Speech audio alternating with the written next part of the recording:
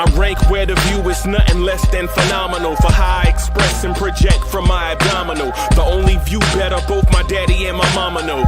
No living parents, my sons give me balance. My wife is my serenity, this mic is my identity. The world is foul enough, that's why I write without obscenities. Provoking danger with broken language and spoken anguish. Begging to get hurt, why would you ask to go through changes? Yes, Lord, life's a chessboard, master the angles. Control the tempo, be the one who holds the info. Acknowledge is just as deadly as machete swings. When spoken, the truth is as potent as that Medellin. While others swear the style is free, I just let it ring. Our time is undervalued, soldiers make us better kings. My fans on my shoulder, reaching after better things. Today I take the shot, for them I'd rather set the screen. My mama told me follow my dreams. My daddy told me get it by any means. Stand tall, make him bow to a king. But I've evolved, you can see the result. Look in my eyes when you speaking to God. Life and for those who we caught up in using what I was called with the muse. I guess they call it proving I'm more than an artist. Penciling out my darkest while stenciling out a harvest. And storing what gets me from A to B, just like garages. Instrumental with collages. Envision what I've been drawing. Broadway to give you rhythm like the great Lena Horne. So bent on, found comfort in the storm. Find peace and on when you see them others perform. Organized chaos, I'll cast it like hey ya.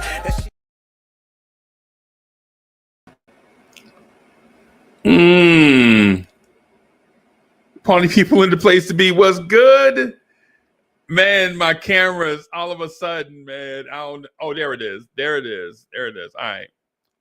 What's good, everybody? It's your main man, the number one chief rock in Knicks universe, Uncle Freezy. Happy New Year to all my people. You know what I'm saying? Happy New Year to all of y'all. I hope y'all had a safe and fun transition into 2025.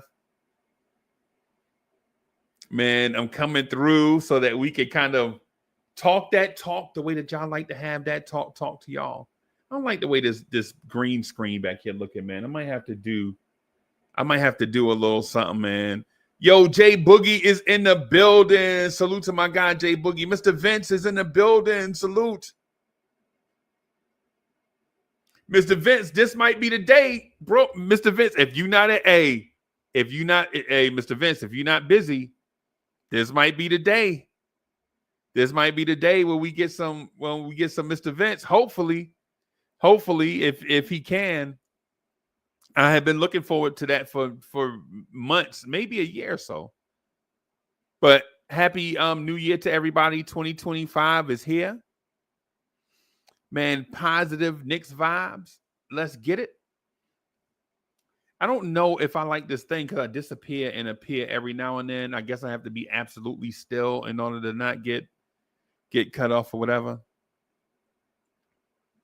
But our New York Knicks are, at the moment,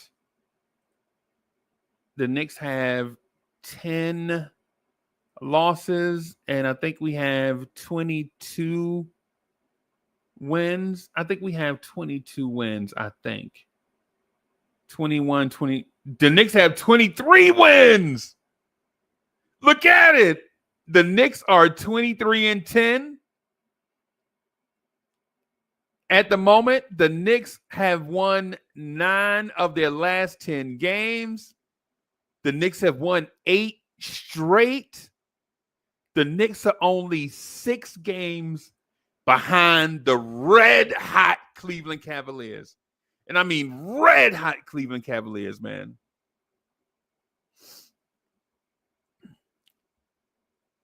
Man, yeah, man. Jay Boogie says, blessings, health, happiness, and life.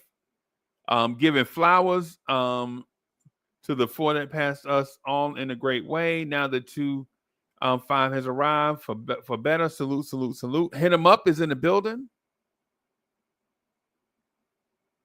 Yeah, man. Appreciate you, Mr. Vince. Yeah, man. Yeah, man. So I want to speak to a few things really quick. Right. So I want to kind of put some dash on a little stuff in a positive way. right? So thing number one, Tom Thibodeau is our coach. Tibbs is our coach. Does he do everything that we want him to do? Nah. But is he our guy? Absolutely. Absolutely. Tibbs is our guy, right? We can complain about in-game adjustments. We can complain that Landry Shamet is taking minutes away from Cameron Payne. We can complain about rotations and things of that sort. We can complain about rim protection and all these type things. We're 23-10. You feel me? We're 23-10. Ribs is in the building. Salute. We 23-10. I mean, I don't. Yeah. With a team and transition like the way it is, 23-10 is stellar. That's a stellar mark.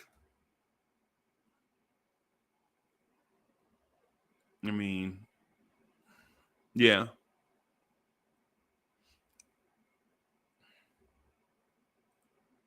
Appreciate it, Rib. Yo, whenever we get up, like Ribs, whenever we get up, bro, what I wanted to do is put a picture back here of us back here on the joint. Yo, Allah Wise is in the building. Salute.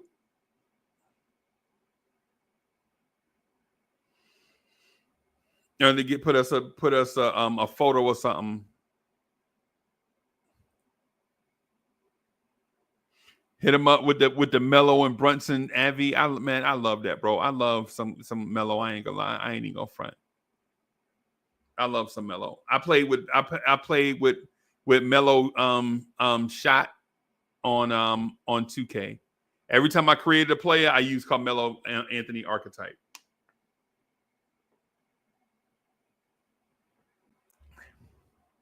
Hamilton's in the building. Salute. Happy New Year. Edwin's in the building. Salute.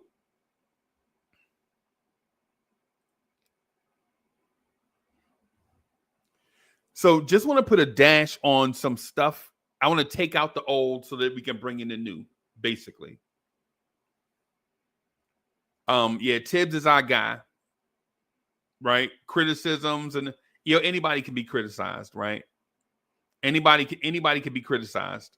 Nobody's perfect. Nobody's perfect, right? The son of the legend, Kerry Cox, is in the building. Salute. Anybody can be criticized, but should I put this? I have a green screen in here somewhere. I don't know where I put it. I probably have to you put that green screen up on this wall behind me. That way, you know what I'm saying? It'll come through crystal clear. So I want to put a dash on something else. OG Anunoby's offense, you just got to live with it. It's going to be here sometimes, and it's not going to be here sometimes. But for what he provides on defense, you just got to live with it. He has been killing me behind the scenes. Man, yo, we got to do something with OG shot. Nah, no, we don't. No, we don't.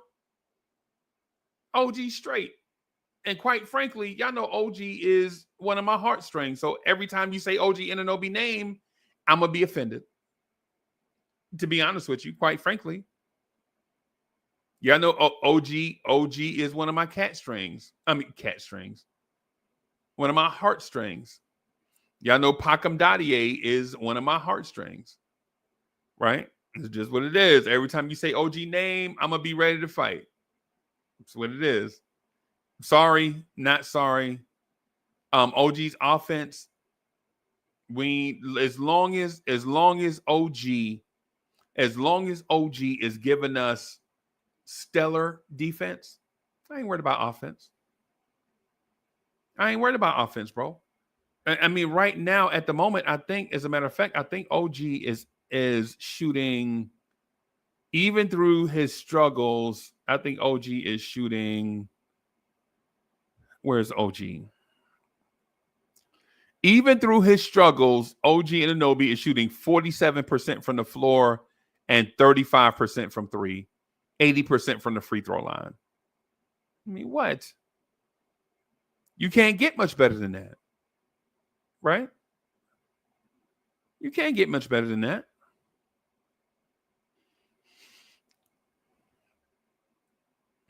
Right?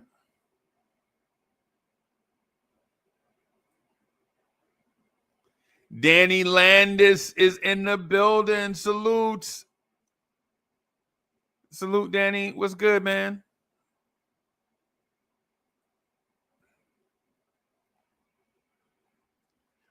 So another quick thing. I know the Knicks play the Utah Jazz tonight, right? I'm expecting the Knicks to come out and absolutely wipe the floor with the Utah Jazz for how they wiped the floor with the New York Knicks last year. Jet Life for life. Rome Far Rock because in the building. Salute.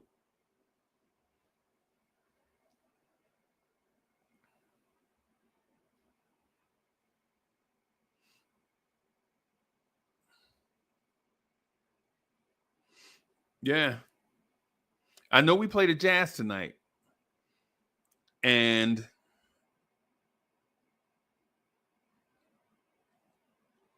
my expectation is the Knicks should wipe the floor with the Utah Jazz. And for those that like Walker Kessler, he should be on display tonight. I don't think he's out tonight. I think Walker Kessler plays tonight. Let me see.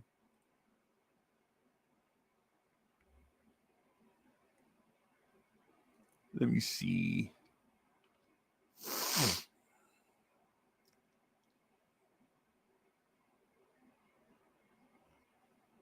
Jalen Brunson is a game time decision. John Collins is a game time decision. Taylor Hendricks is out for the season. So Walker Kessler should play tonight. One of the things, though, oh, yeah, my guy Corey Lee is in the building. Salute. Corey Lee is in the building. Happy New Year. Lee, I done started, bro. So I'm started back on my my boxing regimen. Now I'm not gonna box because I'm too old for that, but I'm not getting in the ring. But I already done got what I'm gonna eat. What do you call I already got my diet together.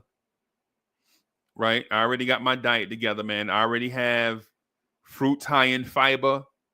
I already have my fruits together. That's simple sugars.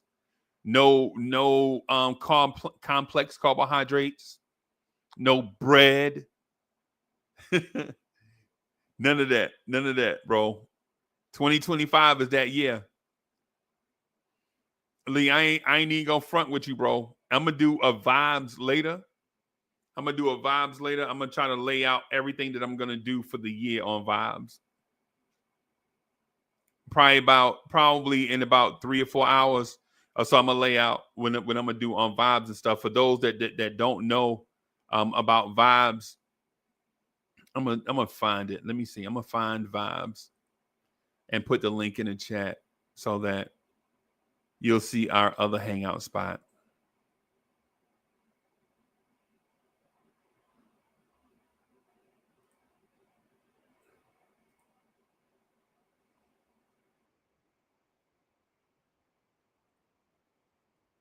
I'm gonna put the vibes. Put vibes in the chat just real quick.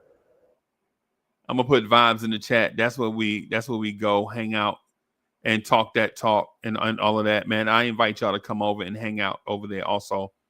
But I'm gonna put my yearly goals in there, man. Put my diet in there. Put part of my exercise routine in there.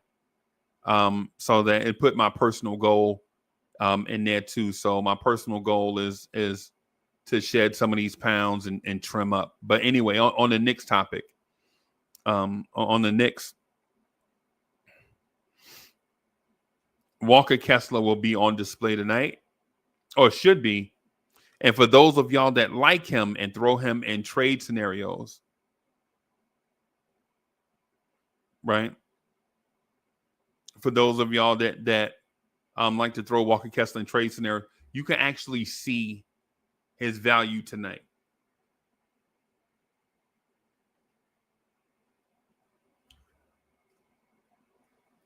Another thing I want to kind of put to bring to the forefront. The Utah Jazz are a very, very big NBA team.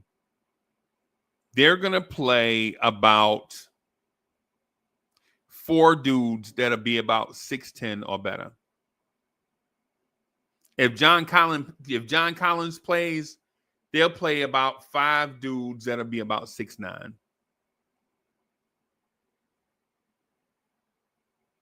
They'll play about 5 dudes that'll be about 6'9". That may give us a problem tonight. Chat, what do y'all think about playing against a team with a lot of size? Do you think that's our kryptonite? Do you think that's going to get us in trouble? Do you think it's going to provide us with a complex issue that'll be difficult for Tom Thibodeau to figure out?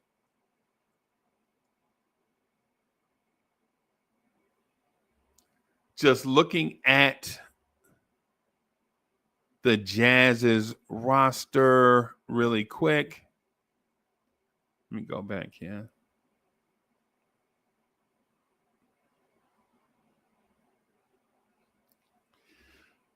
All right. Utah Jazz stats.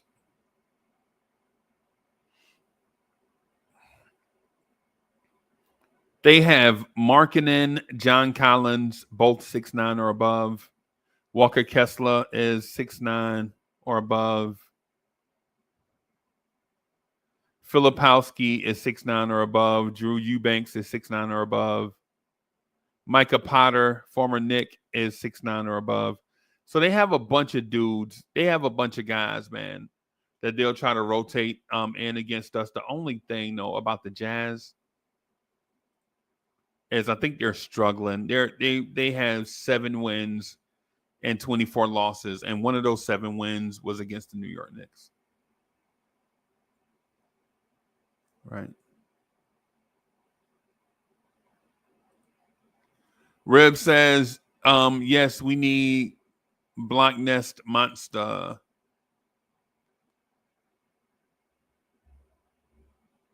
Right now, he's only about 40%, bro. Mitch won't be back until sometime between the King holiday and Valentine's Day. And so regardless how much we need him, he won't be here until that time, sometime between the King holiday and Valentine's Day. Now here's the thing. When I said the King holiday in October, y'all thought I was trolling, right? Guess what today's date is? Today's date is January 1st. So that means the King holiday is in about 3 weeks. Can you wait about 3 weeks for Mitchell Robinson?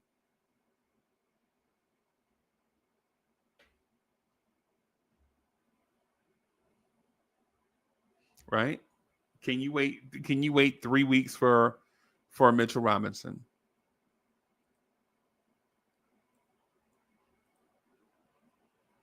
I'm going to throw the link in the chat for my guys.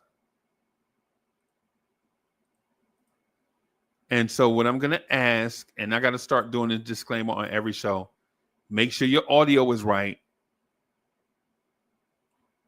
Don't be trash. And don't come up trolling.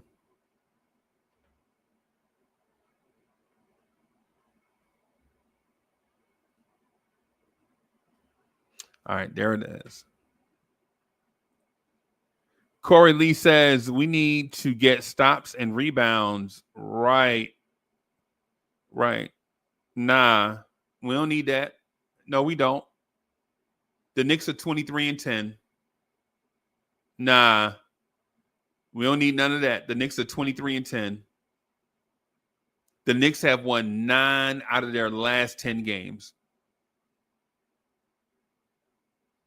The Knicks need to keep doing what they've been doing, however they've been doing it. Now, some nights that is with immersible offense where we just drown teams with points. And some nights that's with smothering defense where teams can't even get shots off.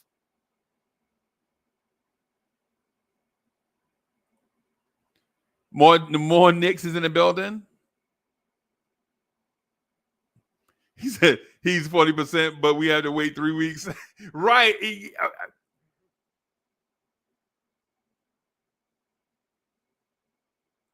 Right. More Knicks. The thing is, just wait till he get back. Just wait till he get healthy and come back. Right. I think is we should probably just not even think about Mitch until Mitch is ready. Bruce is in the building. Salute, Bruce. What's happening, man? So Washington says we just need to keep improving on defense, and with Mitchell Robinson returning soon, that will definitely help in that department. Right. When that time comes, right? So there are two things to this, right? Keep improving on defense and Mitchell Robinson returning soon, or three things. That would definitely help. Yeah. I agree. I agree. When Mitch comes back, he should help. Right? Top notch T in the building.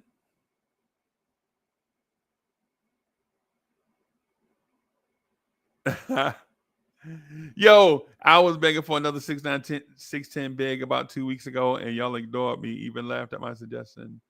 Now, hey, bro, me? Wait. Okay. So let's clarify.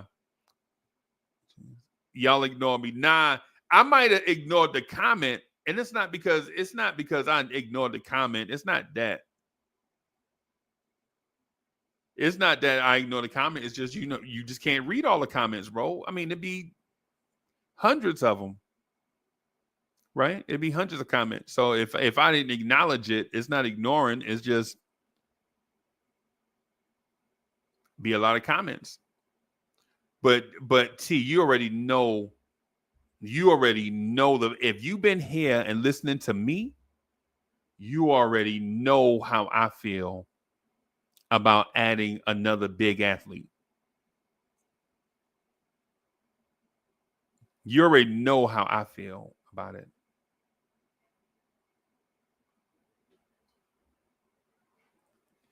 Tom, she said, yeah, I said Jalen McDaniels or someone like that.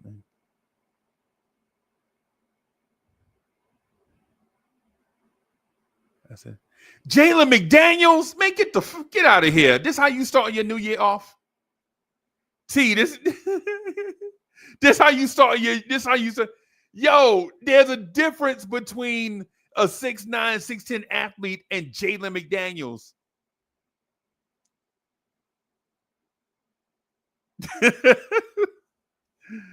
There's a difference between a 6'9", 6'10" athlete and Jalen McDaniels.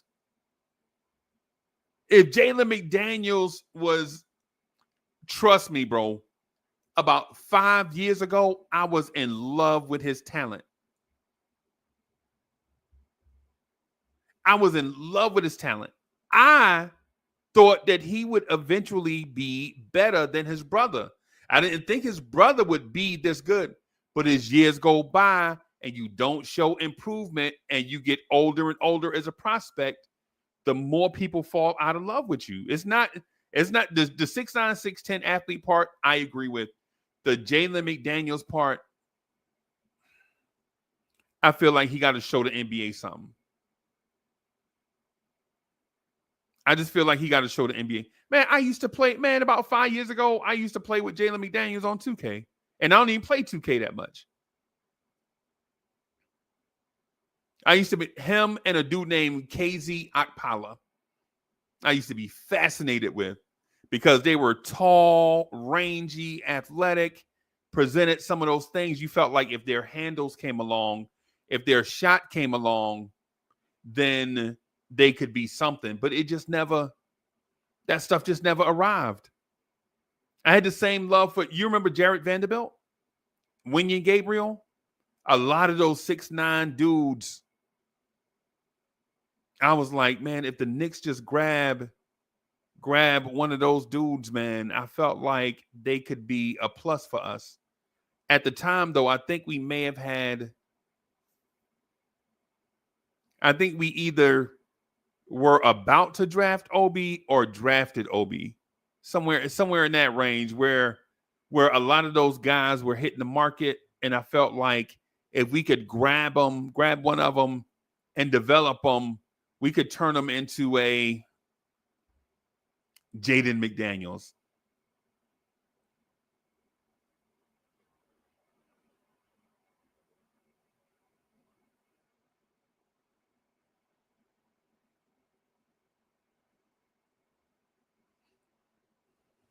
The Morning TV says, great rim protector, but his body is not reliable.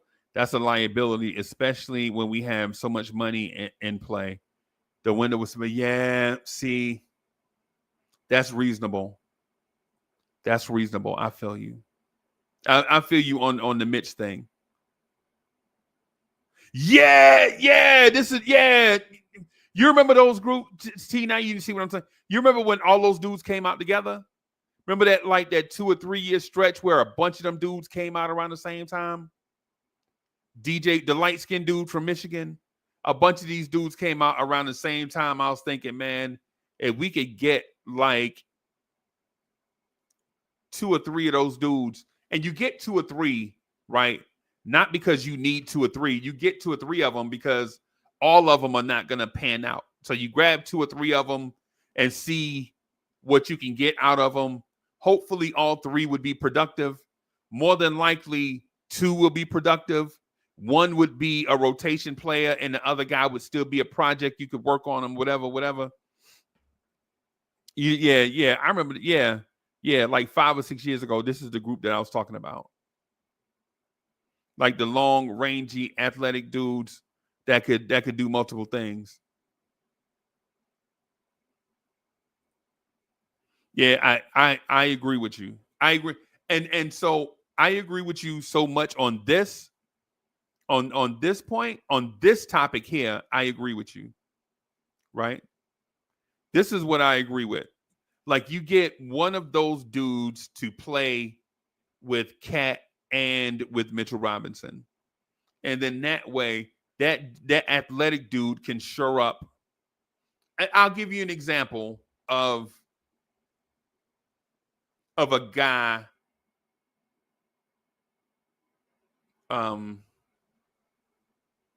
Y'all remember Tayshaun Prince? Anybody remember Tayshaun Prince? The 6'10" dude that played like he was 6'7". Y'all remember him, Tayshaun Prince? The 6'10" dude with the real long arms, sneaky athletic, very high basketball IQ defender. That's the type of dude that I was thinking about. Yo, look who it is. Hey, what's good, boss? Deuce in the building. Hey, salute, man. I see y'all doing good things over there. See, y'all been doing good things, man. Salute to Deuce and King, man. Y'all make sure y'all check them out, man. Pistons content creators, man. I enjoy watching their stuff. I would advise y'all to check them out too. King is a little bit over the top with that Lions stuff, though.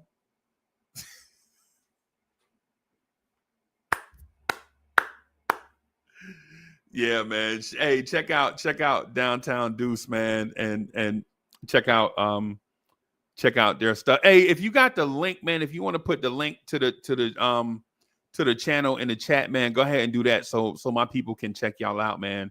If you able to. If not, man, it's cool.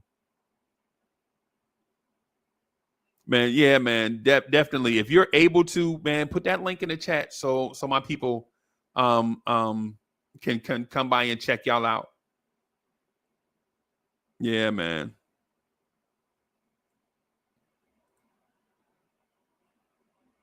Yeah, man. Appreciate you, boss. Appreciate you. Yo, at the beginning of the season, we predicted y'all to make the playoffs, man. So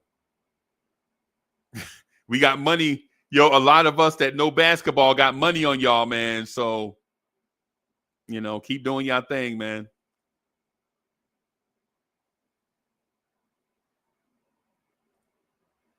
Hit him up says, lady in the chef said Brunson needs to take a step back.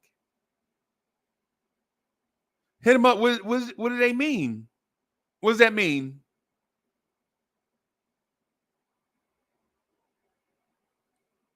I don't even know. I don't know what that means. If you can elaborate a little bit. Wait, he was Reggie Miller. Gotcha. Yeah. The Tayshaun Prince. And for the older cats in the chat, if y'all remember dudes like Derek McKee, like 6'10" athlete, can play the 3, the 4, and a teeny bit of 5. Right? They could play the 3. They're mostly 3s. Play some 4. And a little teeny bit of 5. Like Tayshaun Prince is never playing 5. Right? Tayshaun Prince in today's era is probably a 3 or 4 or whatever, but Tayshaun Prince will never play it. But he was an excellent defender. Excellent defender, though. Excellent. To me, a very underrated all-time defender, Tayshaun Prince. Right? Played on one of the greatest defenses the NBA has ever seen. So when T mentioned that about Jalen McDaniels, I disagree. But with that archetype, I'm absolutely on board with you, bro. Absolutely. And the reason why I'm out on Jalen is just because over the years that next step never came. And to be honest with you, if it comes to acquiring that 6'9" wing that plays kind of both, I would give those minutes to Pacom Dadier. Start to put Pacom Dadier in the rotation. Jay Busby in the building. Arthur Newell in the building. Salute. I thought I saw Perez. Wait, I thought I saw Perez up here. All right. Perez Batista is in the building. Salute.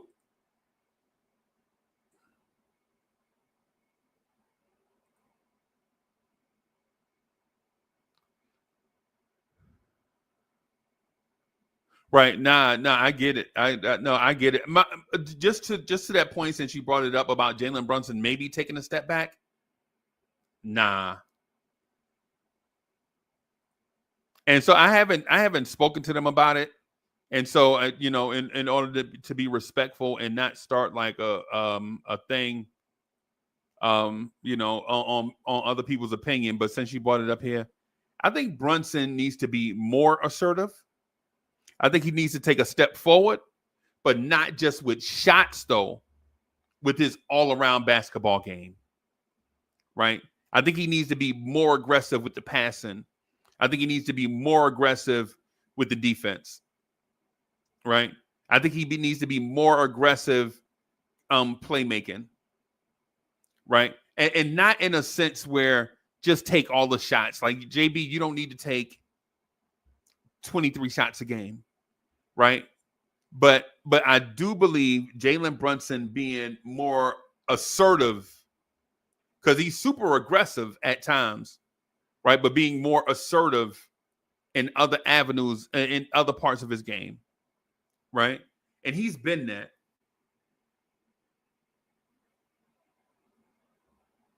Right? Because Jalen Brunson is basically, for his career as a starter, I think he's probably about 6 assists a game, right? I think JB has been about 6 assists. But this year, I think JB is somewhere around 7.7, something like that. Let me see. Yeah, as a Knick, JB, his assist total has gone up every year as a Knick. It was 6.2. Last year was 6.7. This year is 7.7. And a lot of that has to do with the talent around him being better.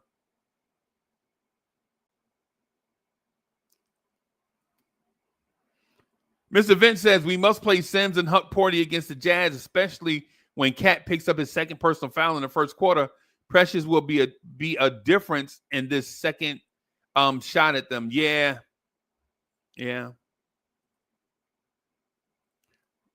I'm not even gonna lie to you. I think the Huck Porty thing may be over. I think the Huck Porty thing may be over with, especially since Precious is back. I don't think Tibbs is gonna play Cat, Precious, Sims, and Huck Porty all getting minutes at the 5. I think the Huck Porty thing might be I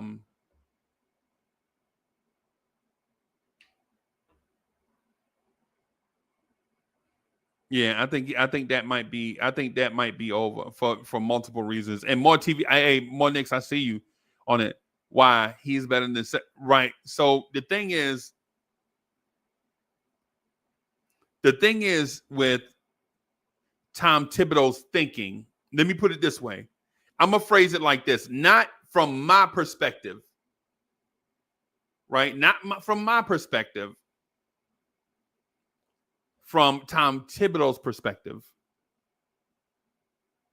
A young center is struggling defensively at a time where two teams in the Eastern Conference are trying to run away with the conference. Can you afford for a young big man to learn on the job?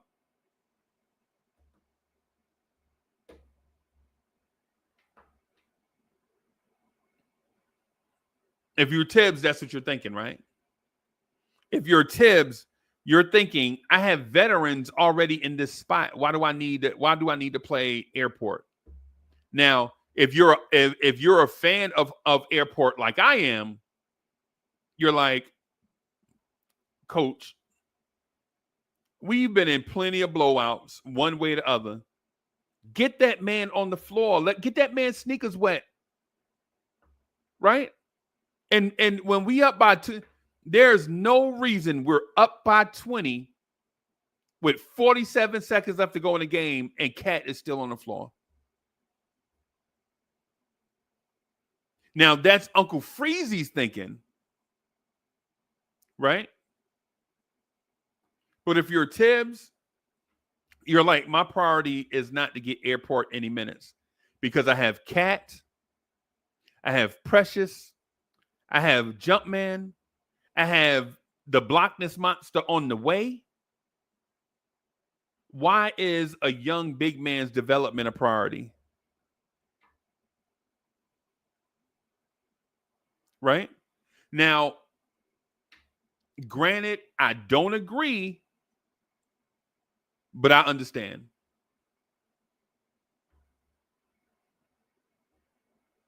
I don't agree, but I understand. Right? And in my mind, I'm thinking that any day now, the injury bug can come and wash us up. And Airport is going to get those minutes anyway.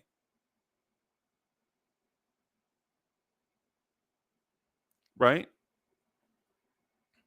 IKBM Dre's in the building. Salute.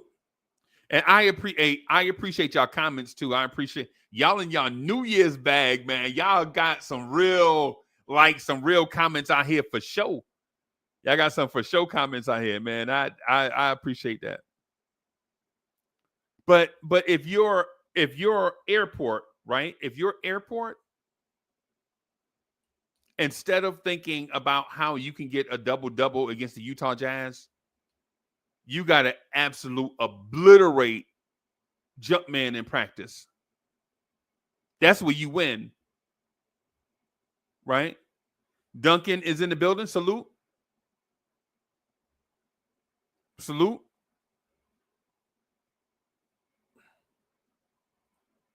To me, that's where Airport wins. Right? You want those minutes? You got to take them from Jumpman. Right? Whenever you go up against Jumpman, you got to prove to Tibbs that you're the better player. That's just all to it. You're not going to be able to prove it on the NBA floor because the first mistake you make, he's going to snatch you.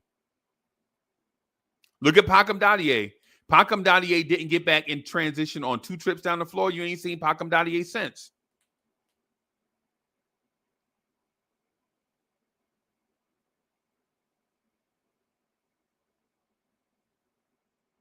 Yeah, I remember that in that. I think it's the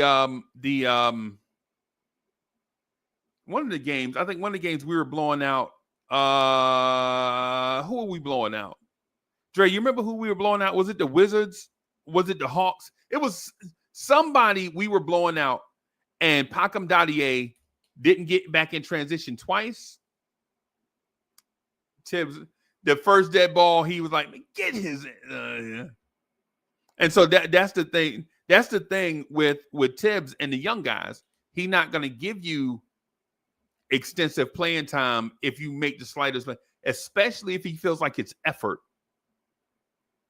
If he feels like it's effort, oh, bro, you might not get playing time for a month. You might not get playing time for a month. Yeah, the Wolves. Okay, yeah.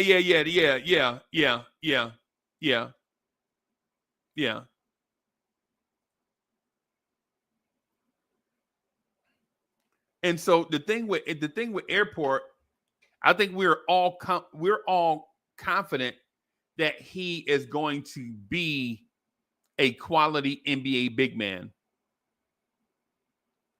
But again, if you're Tibbs and you have Karl-Anthony Towns, who's playing at an all-star level, Precious Achiuwa, that gives you mad lineup flexibility, right? Jericho Sims, for what he doesn't deliver, for what Jericho Sims doesn't deliver, he's super dependable.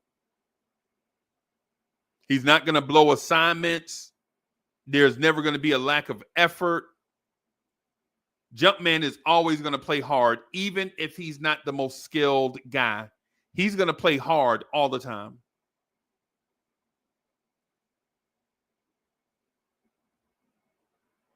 Right? He's going to play hard. And so then you have Mitchell Robinson coming back somewhere in about 3 to 6 weeks, somewhere in that. It'll probably be more like 3 weeks, but we don't have an exact timetable in stone, right? So we'll say somewhere, but I'll say somewhere between 3 and 6 weeks, right? You got him coming back. What room? Where do you have room for Airport? I'd love to see Airport play, bro. I'd love to see Airport get minutes. Just don't know if it's there though.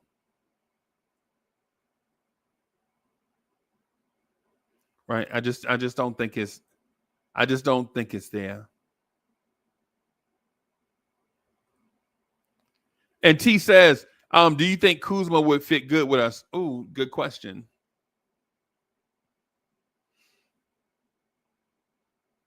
I need some time to think about that, bro. I ain't even go front. I don't think of Kyle Kuzma as a Knick. So every time his name comes up, because Wiz brings his name up a lot, right? But I just don't see him as a Knick. Now, does that mean he wouldn't fit as a Knick? No. Does that mean the Knicks are not interested? No. Just mean, in my mind, a 3/4. That's a streaky bucket. That's an NBA starter. That's not going to be a good defender. That makes relatively decent money. I don't know when I think about those things, I don't know if Kuzma is a fit. Now, if we're just talking about fit basketball wise, just to fit roster wise,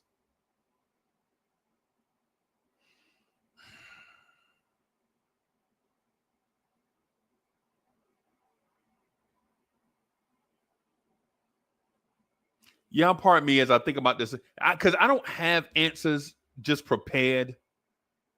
So I don't have answers just prepared, and I don't like just blurting out stuff. I be wanting to think about things.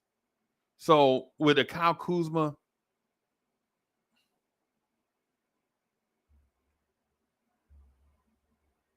is Kyle Kuzma too old for Tom Thibodeau to get a real like a value out of Kuzma?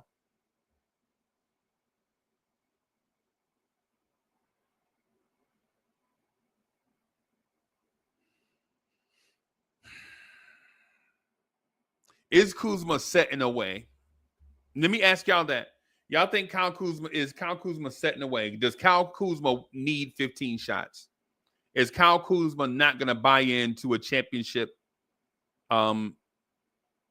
environment?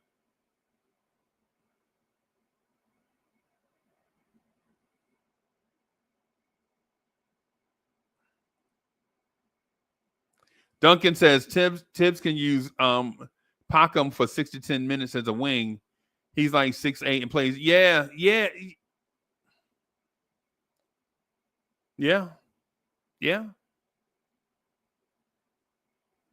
My only thing with Packham Dadier is this, and it's nothing against Packham Dadier himself. It's just that championship teams generally don't have 19-year-olds in their rotation.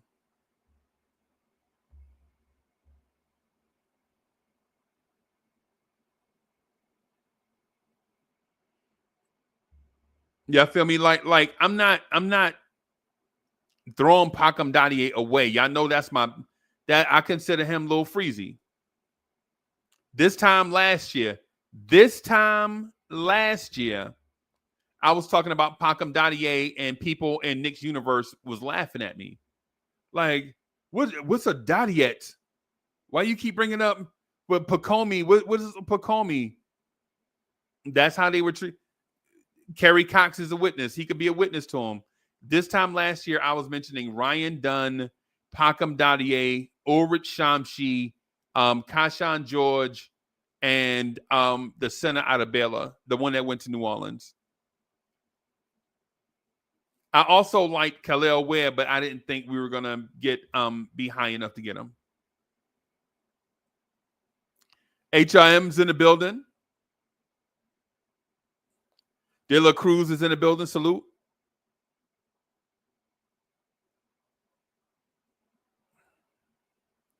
So are we looking at Kuzma when we need forward that are versatile big? I'm not looking at Kuzma. No disrespect to Kuzma or the Kuzma fans. I wasn't looking at him. I'm just answering the question.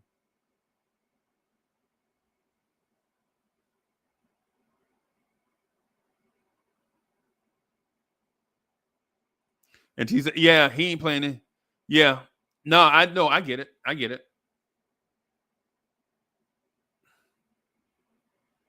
I'm gonna have to put that green screen up, man, so this camera can stop tripping.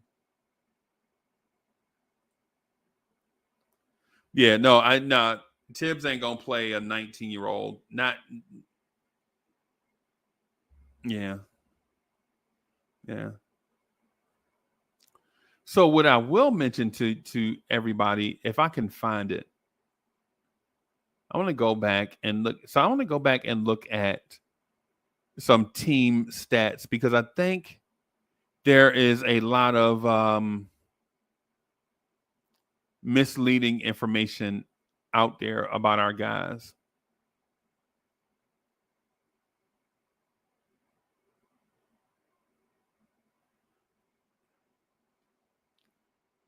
Where is it? Okay. So at the moment, the Knicks are 13th in the NBA in field goal percentage against. Right? Now, while that is not where we want to be defensively, we'd love to be in that 45 range. Right? We'd love to be in that 45 range, somewhere between 6 and 12. We'd love to be in that range, right? But we started the season off in a place where we were struggling with that number.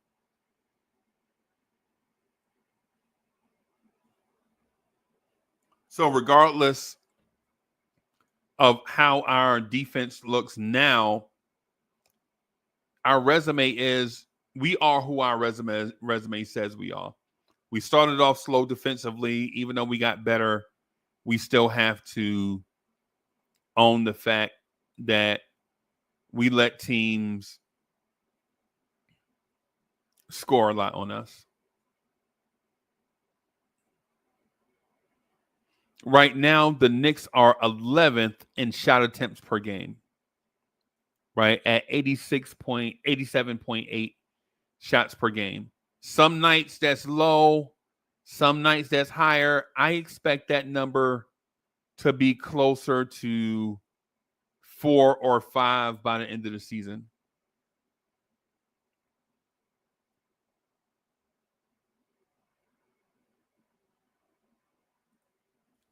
The Knicks are 14th in shots made. Here is one thing that I want to point out about the Knicks, though, and this is where our conversation gets a little sideways, right? Chat, I'm going to ask you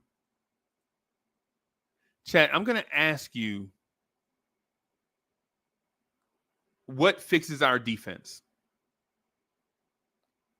I'm asking the chat. I'm asking you, the Knicks fan, what fixes our defense?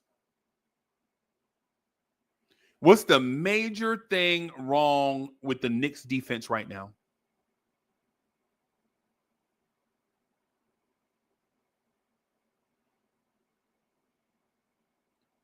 Like what part of the NBA game, right? Like what part of the NBA game is a detriment to us? Is it do we give up too many points at the rim? Do we give up too many points in post up opportunity? Do we give up too many points in the mid range? Like if you could fix the Knicks defense right now, tell me what it is.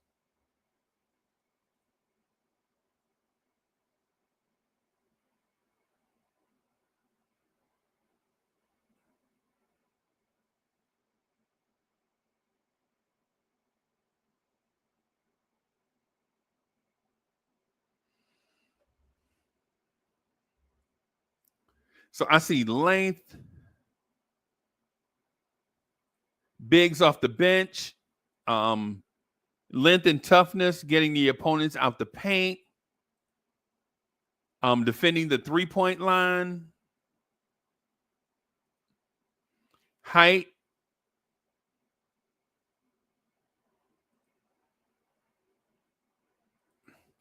B-baller for reals in the building. Salute.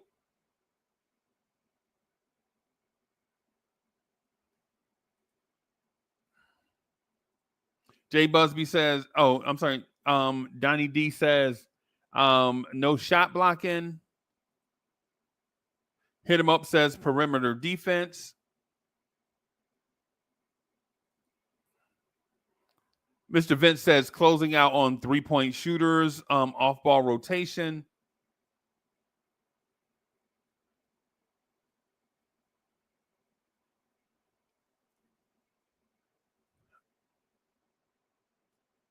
What I'm gonna say to you, and it bothers me, right? It bothers me in a sense. Now, does it drive me crazy? No, but does it bother me? Absolutely. What bothers me is that the Knicks are middle of the pack and 3-point attempts allowed. They're middle of the pack with 3-point attempts allowed. They allow 37 and a half 3-pointers per game. That bothers me, right? But what absolutely frustrates me to death is that the Knicks are in the 20s and 3-point percentage allowed.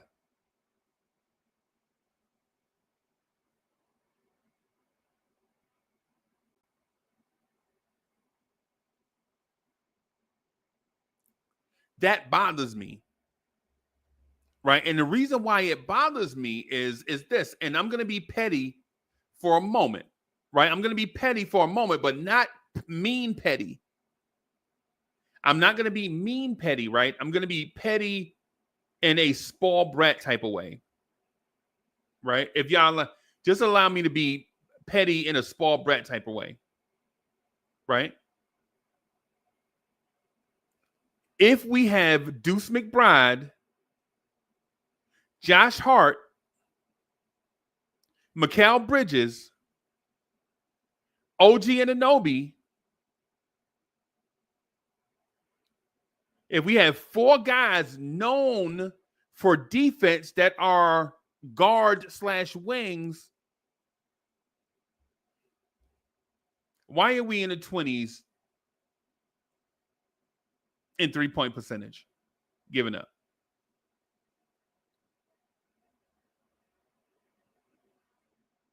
Right now, that's just me being petty, like being a spoiled brat. I thought if you added OG Anunoby, Mikal Bridges, Josh Hart, and Deuce,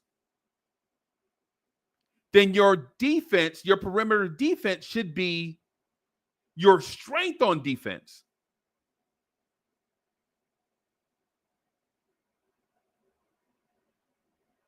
Right? That should be your strength. That's okay. And listen, I understand that y'all don't agree. I'm not asking you to agree, right? I'm asking you to understand the conversation. Like, you have your things out, what I'm saying? I'll understand your part of the conversation. I'll listen to it and take it in and think about what you said. But in the same conversation, when I say this thing, I'm not saying this to throw anybody away. What I'm saying, and when I mean throw anybody, I don't mean y'all. I'm talking about the players.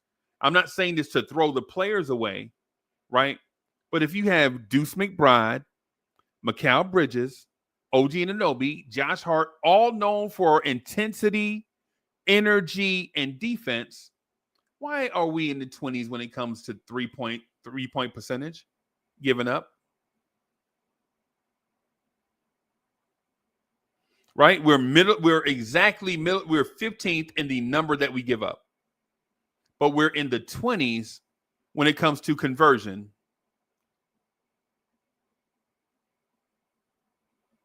Right? Hey, AK, now AK, listen, I get you. That's what I started talking about. You just got here. You just got here. So it's not me. I'm not doing like the negative Nancy stuff, bro. It's a new year. When we not doing none of the negative stuff. I'm just pointing out a thing. This is just the flow of the conversation. Because I get it. I get 18-4. I just mentioned 9-1 in the last 10 games, like right before you got here.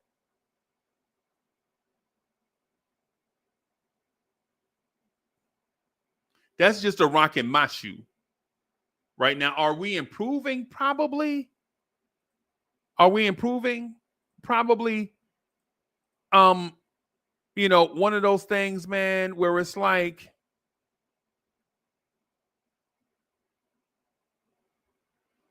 if we can improve on one thing, I think that's it.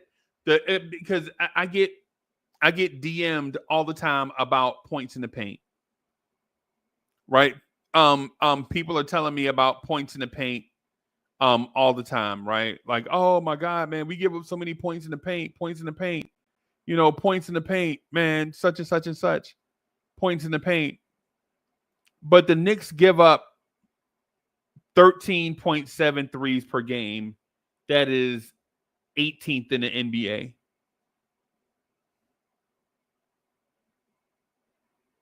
That's 18th in the NBA.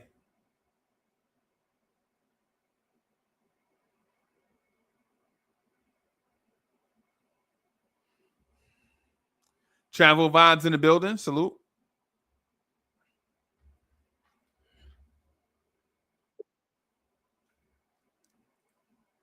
Fritz Alcindor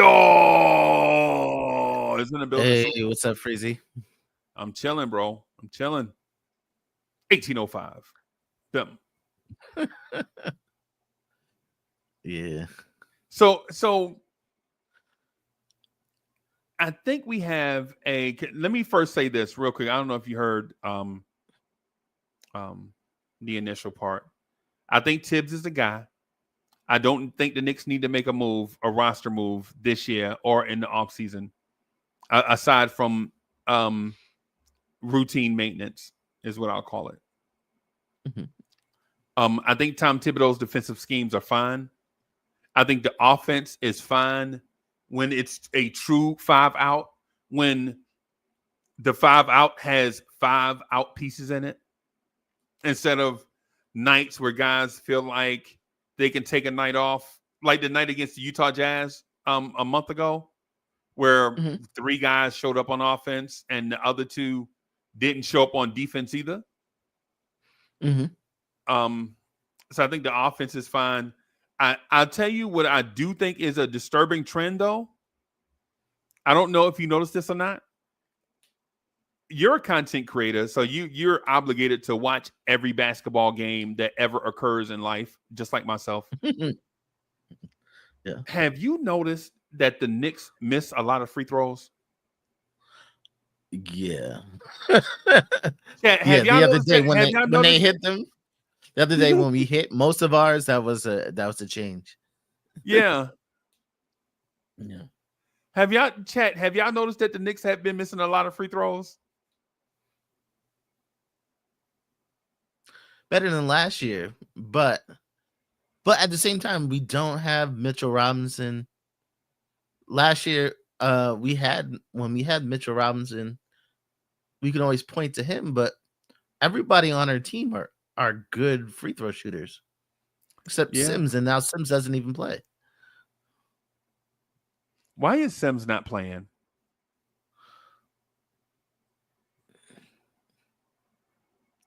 Get Precious time. Yeah, he's back on the shelf. Yeah,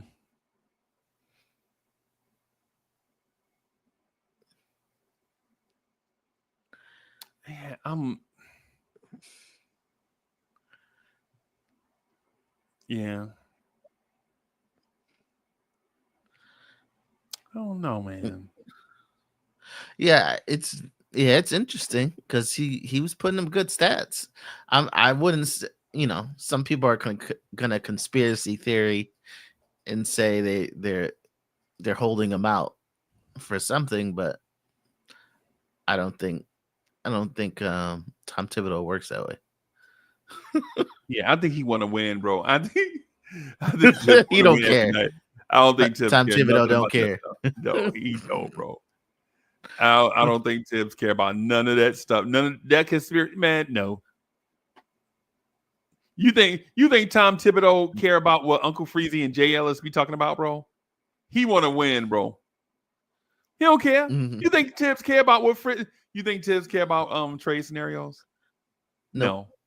He just Tibbs don't care nothing about Fritz Alcindor, bro. All he care about is winning at any cost. Mm-hmm. Since you are here, is there a world where you think the Knicks are gonna do a move? And I don't mean, and when I mean move, I'm not talking about a transaction, because I know they're going to transact. I know they're going to try to cut money, right? I know they're going to try to do that, because that would be the smart thing to do from a very smart front office.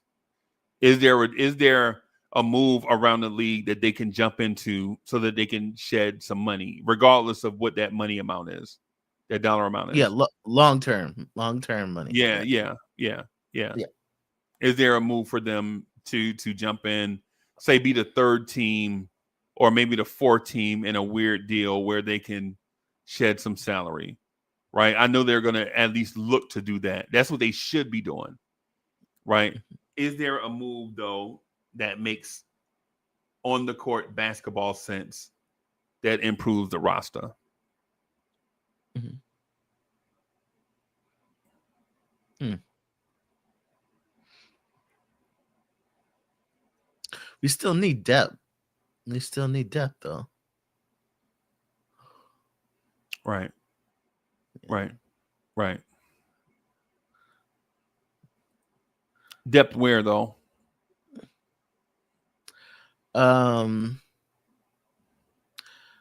Okay, at positions where if we lost someone, we would be clueless. Like if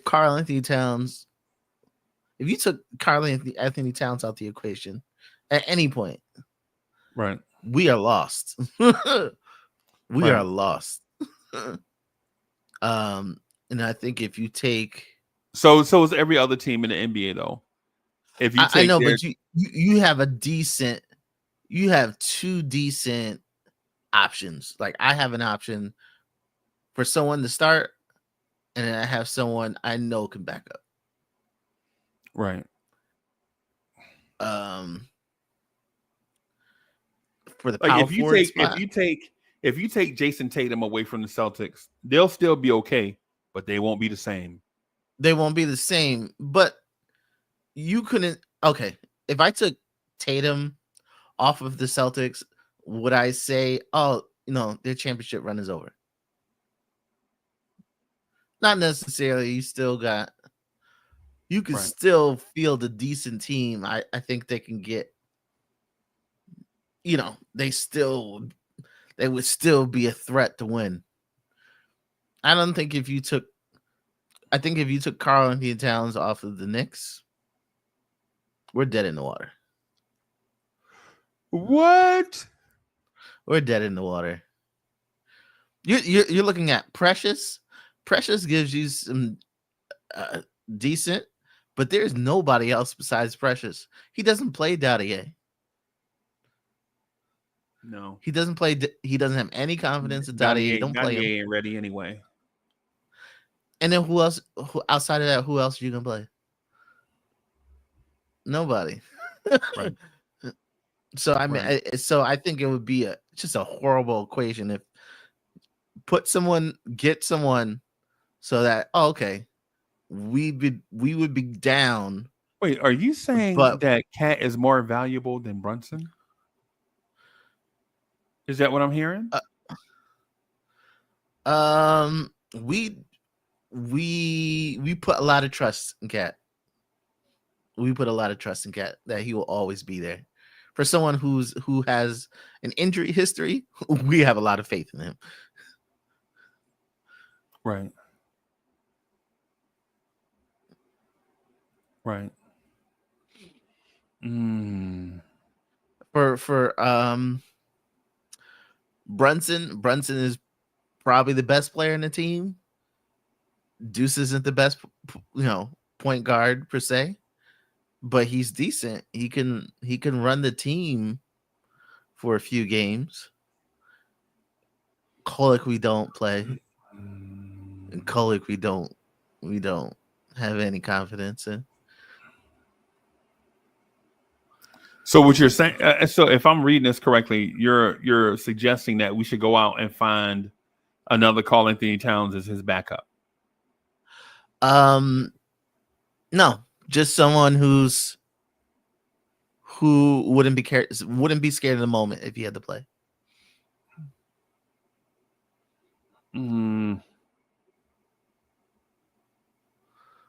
Another guy who wouldn't be scared of the moment. Could we find a backup to Precious? Can we find someone besides Deuce to hold down that point guard spot in worst case scenario? Who's to say that you don't have him already? Cameron Payne.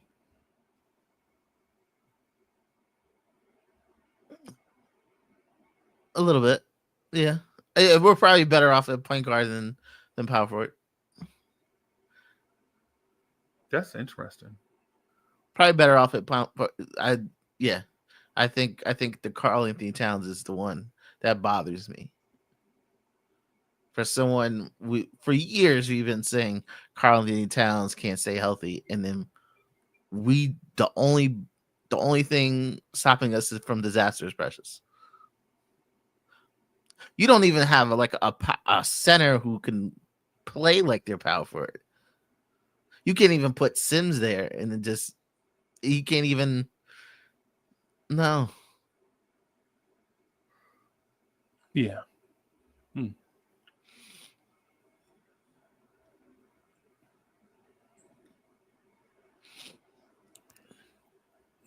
That's interesting.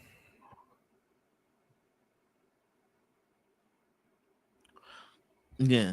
Because if you take Carlton Town, you can kind of reconfigure the lineup. Right. But you're stretched really thin. So I think it's just you don't have to get somebody who's great. Just someone who's competent. Like who? Because if you say his name, I'm gonna laugh you off this joint. Because that's not competent. That's above. That's a really good power forward. See, that's why I wanted. That's why I wanted Dorian Finney-Smith. Because Dorian, we would have filled in at a few spots, and then we would have just been. But Dorian Finney-Smith is a jack of all trades, master of none. Yeah. He's like, because we would have been confident. Yeah, that dude is Pacom Dadier size. Yeah, like, he's not even. Dorian Finney-Smith is not even big. Like he's smaller than Precious. He just played like an animal. Yeah, but we would have been good at so many positions because he would have just covered them all. You know what I mean?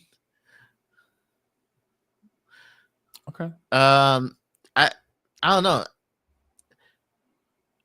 He's not back. He's not back from injury, but Jared Vanderbilt. I'd take Jared. I would take Jared Vanderbilt over. If it costs us Mitch, I'd do it. I was telling Top Notch T that when he told me about Jalen McDaniels, I almost laughed. But but for that 6'8", 6'9" guy, if he had said Jared Vanderbilt, I'd have been absolutely with him. Right? Because Jared Vanderbilt does a lot of stuff. Jared Vanderbilt might be, if he could stay healthy, he might be a top 3 individual defender in the NBA. Mm. Right? I would sleep better at night. Right. If Jared Vanderbilt was on the roster, because you could play him 5 in emergency, 4 in an emergency, 3 in an emergency. Yeah. So you don't like the roster, is what I'm hearing? If we could put him in bubble wrap, I'd love this roster.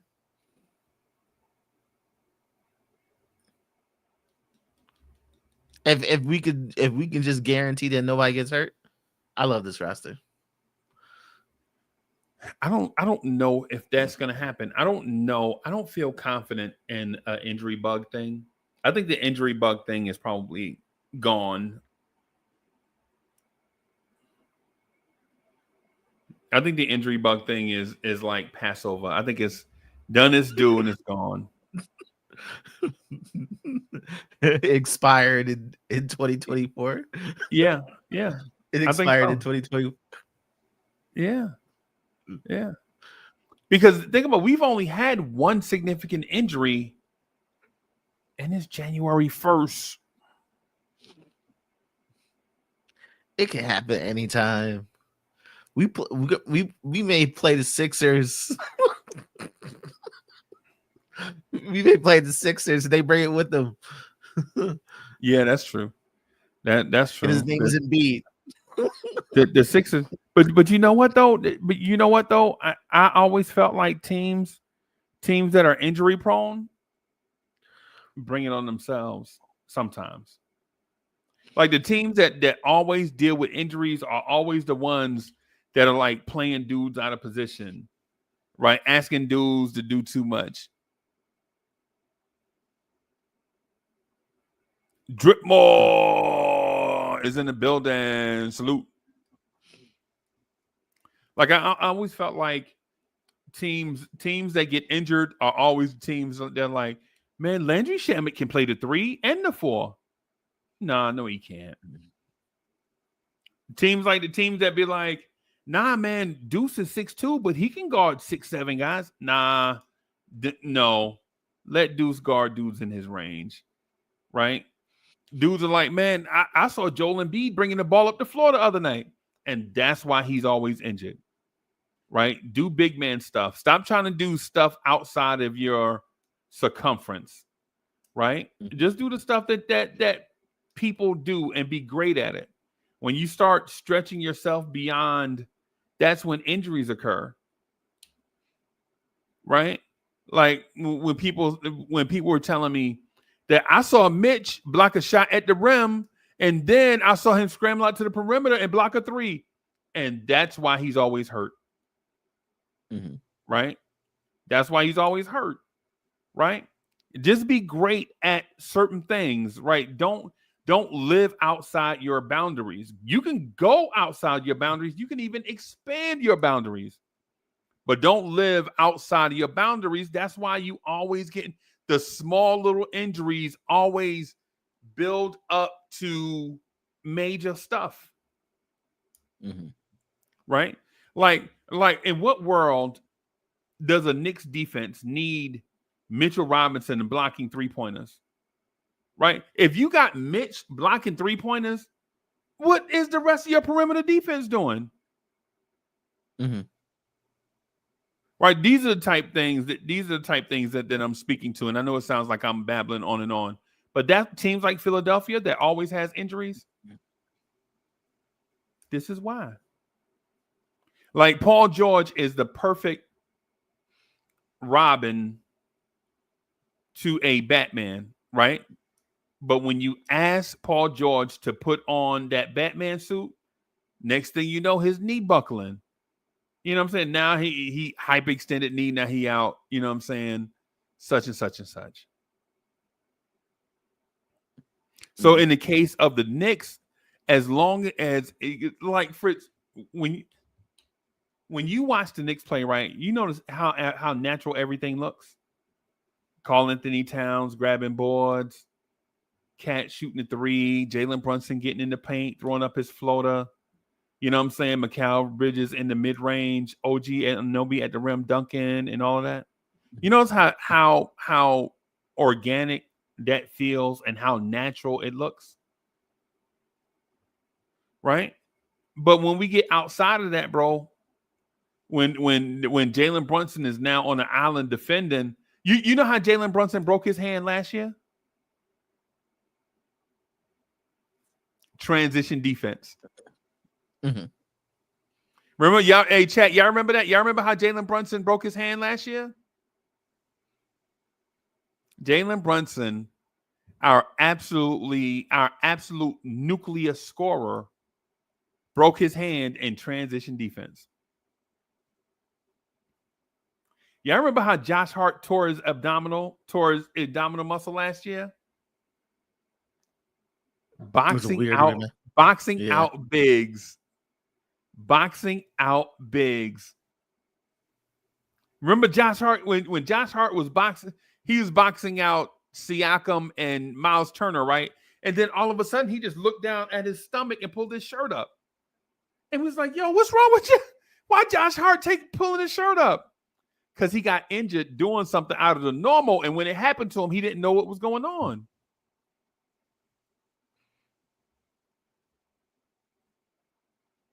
And so when you say put the Knicks in bubble wrap, what I'll say is I agree with you on that sentiment, as long as it gets us to a top 3 seed, right?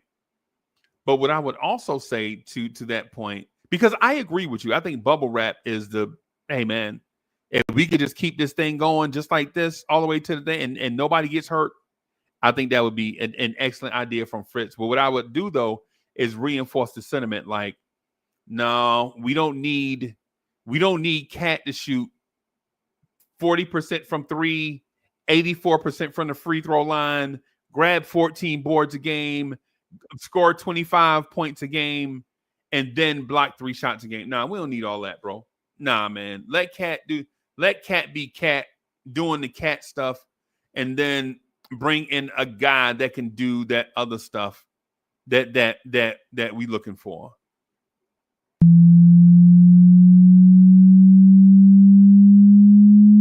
Let's get it. Y'all be spitting with your flows, I'm just podcasting. That's right. On the air every day, I'm just podcasting. You don't know what that mean when I say I'm podcasting. I'm broadcasting these flows with the podcasting.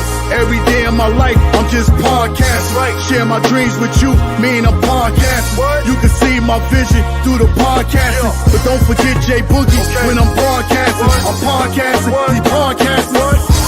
I've been spitting this venom since Karate Flicks. When Mr. Sims was sharing nothing but the Knicks. I guess you know by now, I seen some tough years. Now I know the reason why Freezy got them blowing tears. Closest thing. Yo, salute.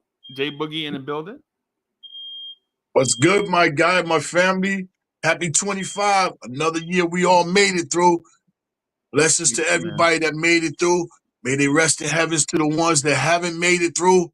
It's been tough on a lot of people I know throughout this 2024. So my condolences go to the ones that lost their lost ones, in the year 2024. And blessings, health, happiness to everybody that's inside the 2025. You know the lingo. Anything anybody going through, we don't pray that you go through it. We pray that you get through it. Please get through it. Shout out to Freezy. Happy New Year 2025. Shout out to Fritz. Happy New Year 2025. Happy New Year to everybody that's viewing and watching. Shout out to you all.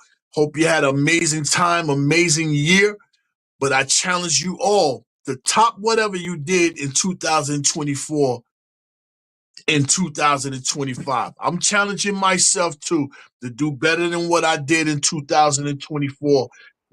That make sure I do everything even more, have more effort for any and everything I have in 2025. And I hope you all feel the same. Receive any blessings that you strive to receive in 24. May you receive them in 2025 because you all deserve it and you earned it a lot later before than what's coming this year. So God bless to everybody. Freezy, what's happening, man? I wanted to pop up and rock with you for a minute. You know what I'm saying? I'm drunk off my soberness, from last night. I'm drunk off my soberness. You know how I get down. Yeah, man. I'm chilling, boss. I'm chilling, trying to be better in the new year. Putting together a diet plan, man. I got a routine. I got this will make you laugh, but the boxing guys in New York have like this diet that they go on when they try to cut weight or whatever. So I'm gonna be doing that probably for like 6 months, trying to shred up a little bit more. I came a long way in 2 years, so I'm trying to shred up some, you know what I'm saying, and trying to do some things, man. Some lemon, some pineapple, some stuff, trying to eat right, get back in shape. I ain't doing no boxing stuff though, just the exercise part of it. So yeah, man, that's what I'm working on. You don't want to take no punches? Yeah. Nah, man. I had my eye socket broke twice, bro. I ain't trying to know. I already probably got too many broken noses to even count, man. A broken jaw, broken eye socket, man. I ain't trying. Nah, man. I ain't trying. I let the young fellas have that, man. Them young fellas have that. I thought you was gonna try it again, man. I was getting ready, You got some bread. You was gonna back me. You was gonna be like, I was gonna be involved with that. I was gonna call the troops. I was gonna call G-Man. I was gonna call Mr. Vince. Paris Doug. I was gonna call the troops. We need to back this man up with this farm movement. Yeah, nah, man. I'm just man. I'm just trying to He live. talking Bro. about getting punched in the face again. Nah, man, not me. Not me, bro. I know what that feel like, bro. I know what it feel like to have that carpet burned all over your body from leather. I ain't trying to. Man, have you ever had carpet burned in one spot, bro? Yeah, man, all over your body. Nah, bro, I ain't. Yeah. Nah, bro, I ain't trying to. Nah, man, I ain't trying to do that. I just want to live, man. Just be healthy. That's about it, man. I ain't doing that, man. I ain't like the people down here say, man. I ain't trying to hit a lick at a snake, bro. I ain't. Nah, I'm just trying to be right. Like our Knicks, bro. You know what I'm saying? Like our Knicks, man. Our Knicks are 23-10, 9-1 in the last 10 games. I think Andrew Collier said we were 18-4 in the last 22 games. Man, just trying to enjoy this thing, man. That's about it. I was talking to Fritz. Fritz was like, "Yo, trade everybody, man, so that we can get Giannis." I think that's what Fritz said. Fritz, did I misquote you, Fritz? I think you paraphrasing pretty hard in that one. Oh, yeah. I took liberties. You said I took liberties there. Took a few liberties. Yeah. Yeah, man. Now, yeah, we just talking about this thing, man. About I was just trying to dash out some things like I don't know if I'm comfortable having the Tom Thibodeau conversation anymore. Tom Thibodeau was the guy. I just want to rock with him. Just let him do his thing. Right? Just don't want to have the cat conversation anymore about Cat should be doing more when that man is averaging 24, 25 points, 13, 14 rebounds, shooting 40% from three. I don't care if that man don't average 3 blocks a game, bro. You know what I'm saying? Yo, one man can't do it all. No team wins a championship with one guy doing everything. Even Jordan had Scottie Pippen, bro.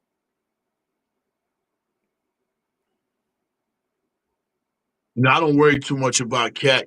You know what I'm saying? I'll worry about Cat when he not doing the things that he's supposed to be doing. Yeah. When he ain't getting them buckets and he ain't rebounding, then I'll worry about Cat. Yeah. Now, whatever he does in the other arm stats, you know what I'm saying? Those are pluses. But we all know that, you know what I'm saying? We all know what Cat does and what he doesn't do. You know what I'm saying? So it's no need to keep lingering on to what he can't do. Sure, we wish he can do better, but what he's doing is amazing. He's top 5 right now, MVP. Top 5. Top 5.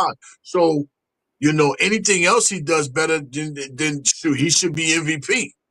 Right. But if he's top 5 without the extra things that we're asking for, a little bit more defense, more block shots and stuff like that, then, you know, hey, we had the king of the mountain. So, I love what Cat's doing, man. Shout out to Leon Rose for making another amazing trade. Yeah. You know, I was, you know, in my office, you know, going one-on-one, you know, with my own thoughts and try to figure out what was the better trade? Cam Reddish for Josh Hart or Dante and Julius for Towns? And I've been tug-of-warring with it because every time I lean one way, the other guy said, nah, me over here. And then when I lean over here, the other guy be like, nah, me over here. Right. But in all, yo, shout out to Leon Rose for making those moves, man. Them moves, them unforgettable moves. And we have seen at times where, you know, Bridges has made us forget about how many picks they was. Yeah. You know what I'm saying? So, but we're the only team that has 4 different players that scored 40 points this season. Yo, this season. No other. Matter of fact, I don't think there's no other team in the history of a season that had 4 starters at different times score over 40. Right. Let me put that out there. And then I don't know what other 2 top defensive players besides Michael and Scotty maybe, whereas they top 2 defensive players at different times scored 40 points. Right. OG and Bridges, both of them have scored 40 points this year. Yep. So we're doing some things that's not being recognized and appreciated of because we like to, you know, look at the other small things that we're not doing, which is cool. because we're supposed to critique because we all want to get better.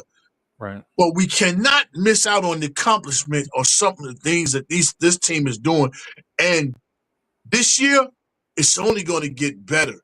It's only going to get a lot better than what it was last year, meaning this season, because we over here in the 2-5 from the 2-4. It's going to get even better. And God forbid.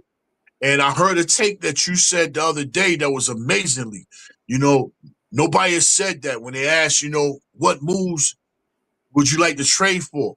And you said the move I would like to trade for is rest. If these guys continue on, can play, but can get some more rest, right? You know what I'm saying? Whereas they don't put no extra wear and tear going down the stretch right here, right now. Right. We're a problem against any team in the playoffs. Right. For you to out us 4 games in a 7-game series, it's a problem. For you to out the New York Knicks. So I think it's more easier for us to find a way to out you in a 7-game series in 4 games than it is for you to out us in a 7-game series. Right. That's amazing, bro. That's amazing. I ain't even gonna front. That's amazing, bro. Just thinking about that. Like, can we get to the postseason relatively healthy? Mm-hmm. Right. That'd be amazing for us because we don't know that feeling. And Jay Booker, one other thing too that I was gonna mention to everybody is at some point tomorrow night, the Knicks could legit think about what I'm about to say, bro. It's gonna make you laugh, right? At some point tomorrow night, the Knicks can either be in a virtual tie or be ahead of the Boston Celtics in the standings. Mm-hmm. Think about how this season started, right? And then think about what I'm saying to you. Like, think about how they ran us off the floor in October, and how they got out the gate. I think Boston started the season 14-0 or something crazy, like 13-0 or something crazy like that. Mm-hmm. And by January 2nd, we could be ahead of them in the standings or in a flat foot tie with them. Yeah. By January 2nd. Like, not by March, bro. Not by March. January 2nd. And think about how the NBA will feel when they look at the standings and see the Cleveland Cavaliers start the season. What they start the season 21-0 or something? Like 19 and 18-0 or something crazy like that? Yeah, something crazy. They started the season like 19-0, and they look in their rearview mirror, and the Knicks can be 4 games behind them. That shows a doomsday is coming for them. If you playing that great and you only that many games in front of your number 2 and your number 3 seed, you can't play no better than what you've been playing. You can't do that. But I do know that Boston can play a whole lot better. Yeah, Boston can play a lot better. And the Knicks, we feel we can play a whole lot better. Right. Now, I don't want to leapfrog what Cleveland has done for the season because they're playing good basketball. They got a good starting 5. They got a new coach, and they're rocking with that. And they got a nice little bench situation going on. Right? I don't want to leapfrog them. But Jay Boogie know inside himself, we don't fear Cleveland at all. No, I don't even know at all. And actuality, we blew the game against them. Yeah. Now with Boston, that's a slight difference. Yeah, it's January. We could have the same record as them. I'm not worried about the record with us in Boston, even though it'll be a great accomplishment to overtake them, pass them, have a better record than them, or even have a better record than Cleveland, or have a better record, period, in the East. But my main concern is being able to match the intensity of Boston inside a series. Right. I need the whole team to be able to elevate their game to a higher level intensity inside a playoff game. You know what I'm saying? I know Brunson can do it. I know Josh can do it. We know OG can do it. Because, you know, he don't show you. I can play. Just the injury. Towns, we can't wait to see you, big fella. We can't wait to see you. And Bridges, we know he know how to play in the playoffs because he went on a championship run, right? In Phoenix, right? Right. Yeah.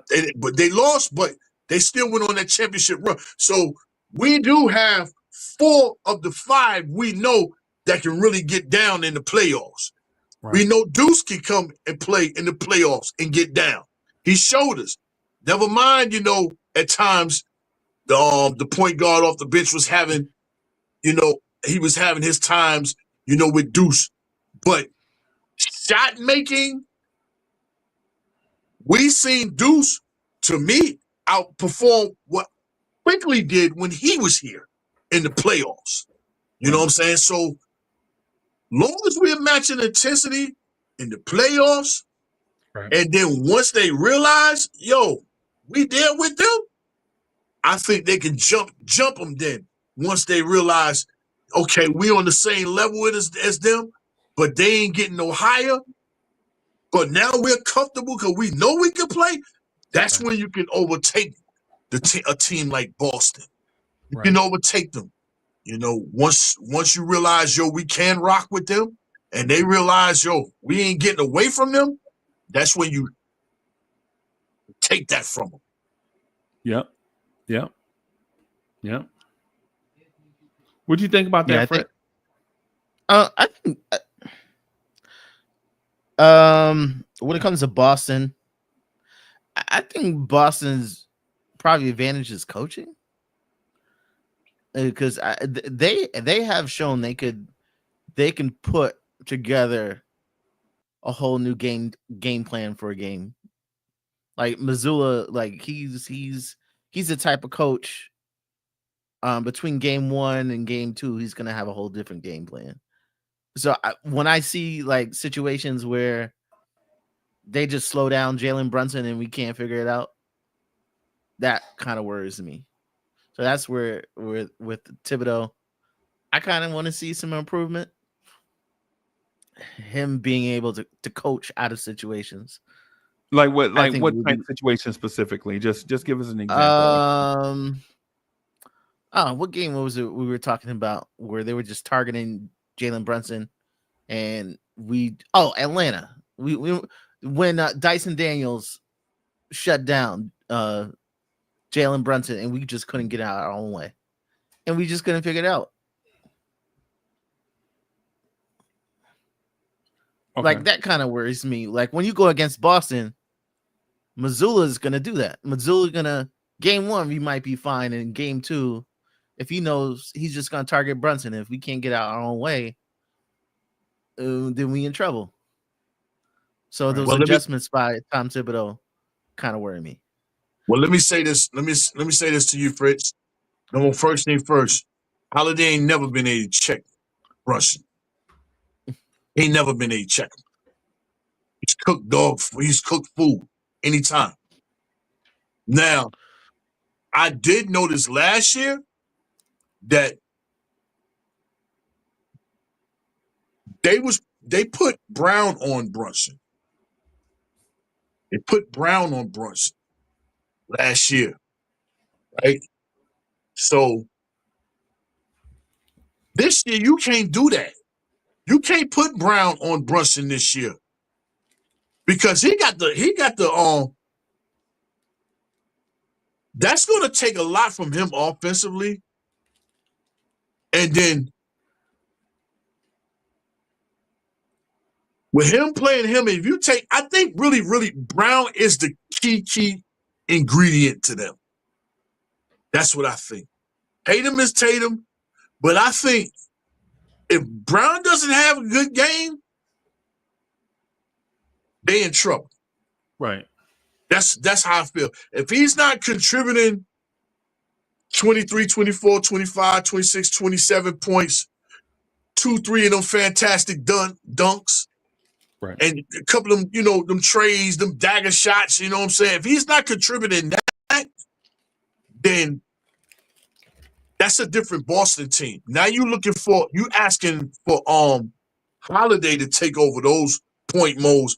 And Holiday, he can get some buckets, but he's really not a take over the game type guy. And White is not that neither. So you got to pick your poison with the Knicks, man. You're not averaging almost 100 points with that starting five for no reason. And any given night, that other guy who doesn't average that many points can go for a triple-double. Right. That's what we need, bro. That's what we need Josh Hart every night on that triple-double trajectory. Now, triple-double trajectory doesn't mean triple-double accomplishment, right? Don't mean the same thing. It means you're on that path. Kind of like how I'm going to say this, it's going to seem like a bad example because dude was a bad defender. And Josh Hart's not a bad defender. He's a risk taker at defender, right? But kind of like how Boris Diaw was with Steve Nash. But let me say this real quick. Shout out to my man Big Tone, Open Sports Talk. Miami Heat fans is in the building. Wiz, what's good? Knicks will be 25 and 26 champs. What's good? Salute to Andios. The Instagram sensation is in the building. DJ Cash, of course. DDS was good. But in terms of the point, though, that was being made, I think in those moments, we don't use Josh Hart as... Y'all remember when the San Antonio Spurs tried to take away Steve Nash in that playoff series? Remember when Robert Horry hip checked him into the scores table, all of that? Remember that? Yeah, he sub out. Right, yeah. Yeah, he subbed him out for real. Had that man eye black and everything, right? But what D'Antoni did was invert the floor. Like kind of like in high school when we used to play against guards like Jay Boogie, right? Instead of letting Jay Boogie cook Uncle Freezy all night, right? What my coach, what Mr. Marcellus would do is put us in a 3-2 zone, right? Now Jay Boogie could dribble the air out the basketball, but he's not getting past three people, right? Jay Boogie got to pass the ball, right? So instead of letting a little guard beat us, we're gonna go into a 3-2 zone and then make they clumsy big man kill us all night from inside. And Jay Boogie gonna have to pass over three people just to get him the ball. That's what Tom Thibodeau's mistake, I think, is at times when you see a long defender on JB, right? And you know if a long defender is on JB, that means a short guy is on somebody else.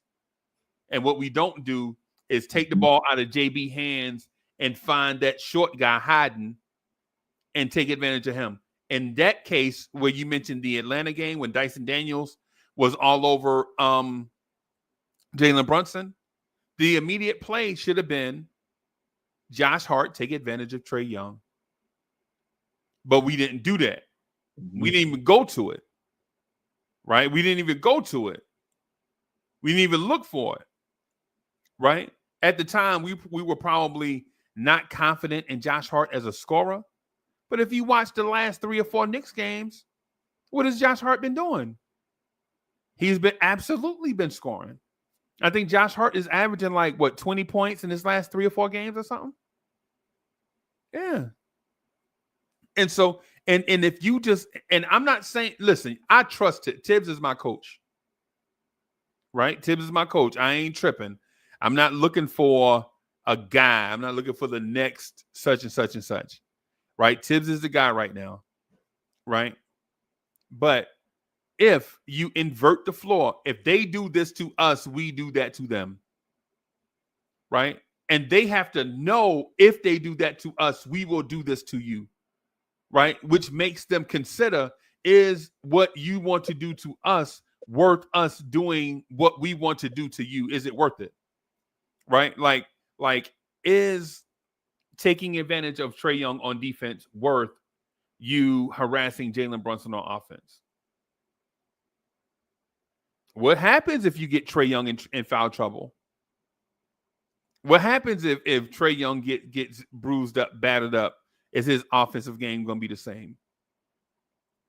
Is that worth you putting your tallest defender on Jalen Brunson?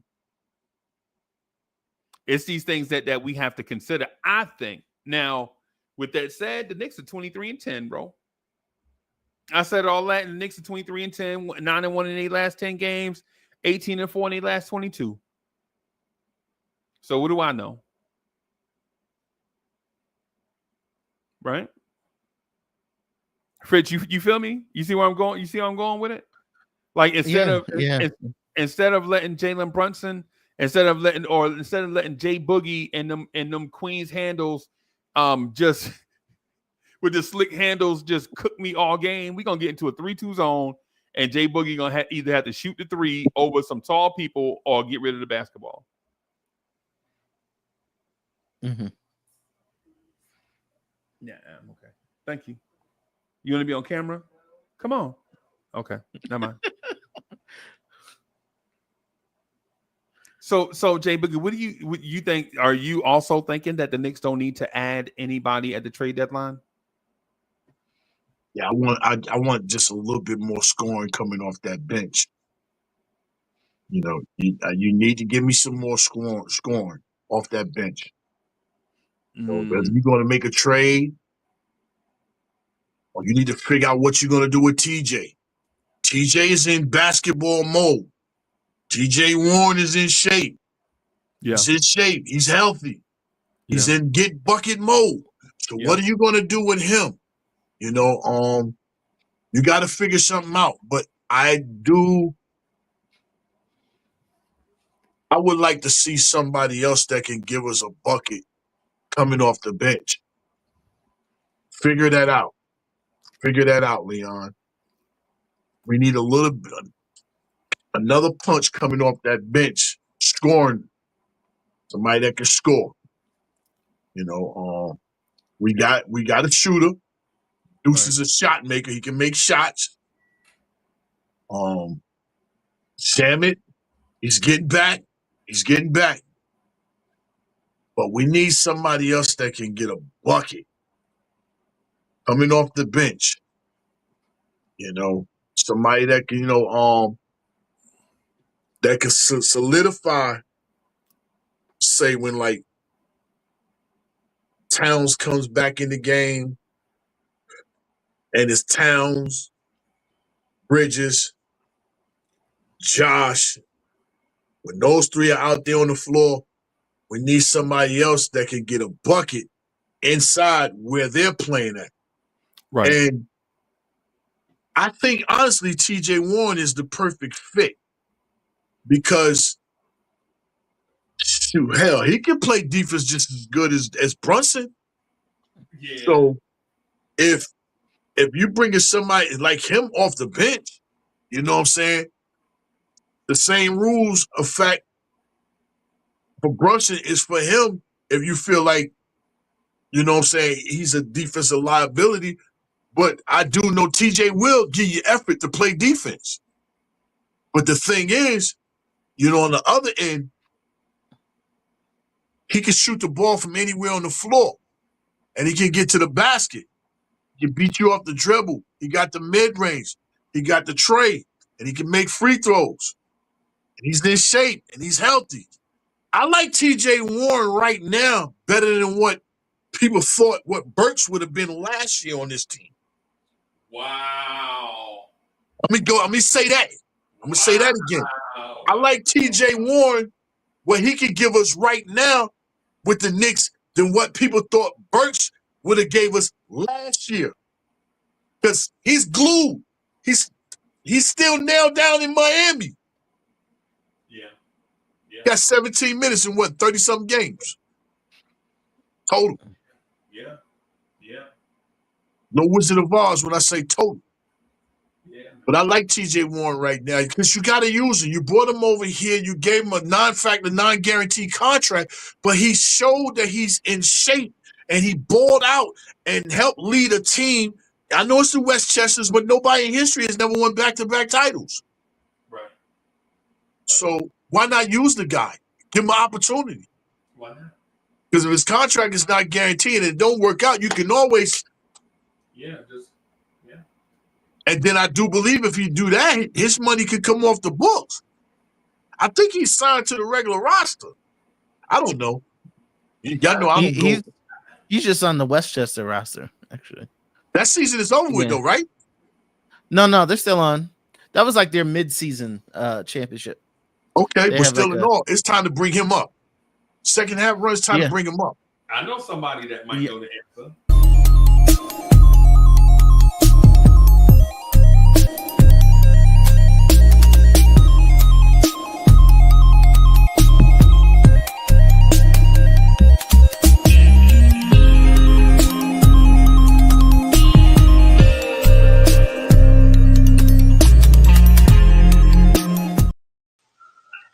Salute Freezy, salute Fritz, salute J Boogie, salute to the chat.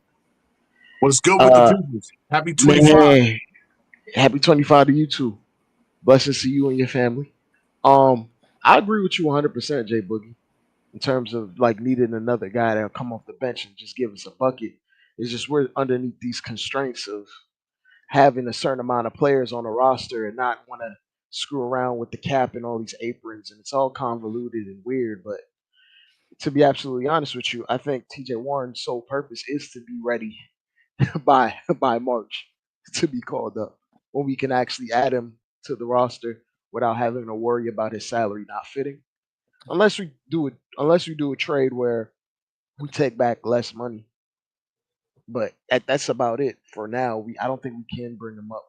We can't even have 15 men on the roster right this second because we just hard capped right now. Until March, yeah. Until March. So the only way we can acquire him is like as this season goes along and they prorate his salary would count less toward their salary cap. The further you go along, he makes less money towards your salary cap, and then we can add him to the team. I think late February or early March. And I think he's in the G League within our organization to stay ready until he's called up.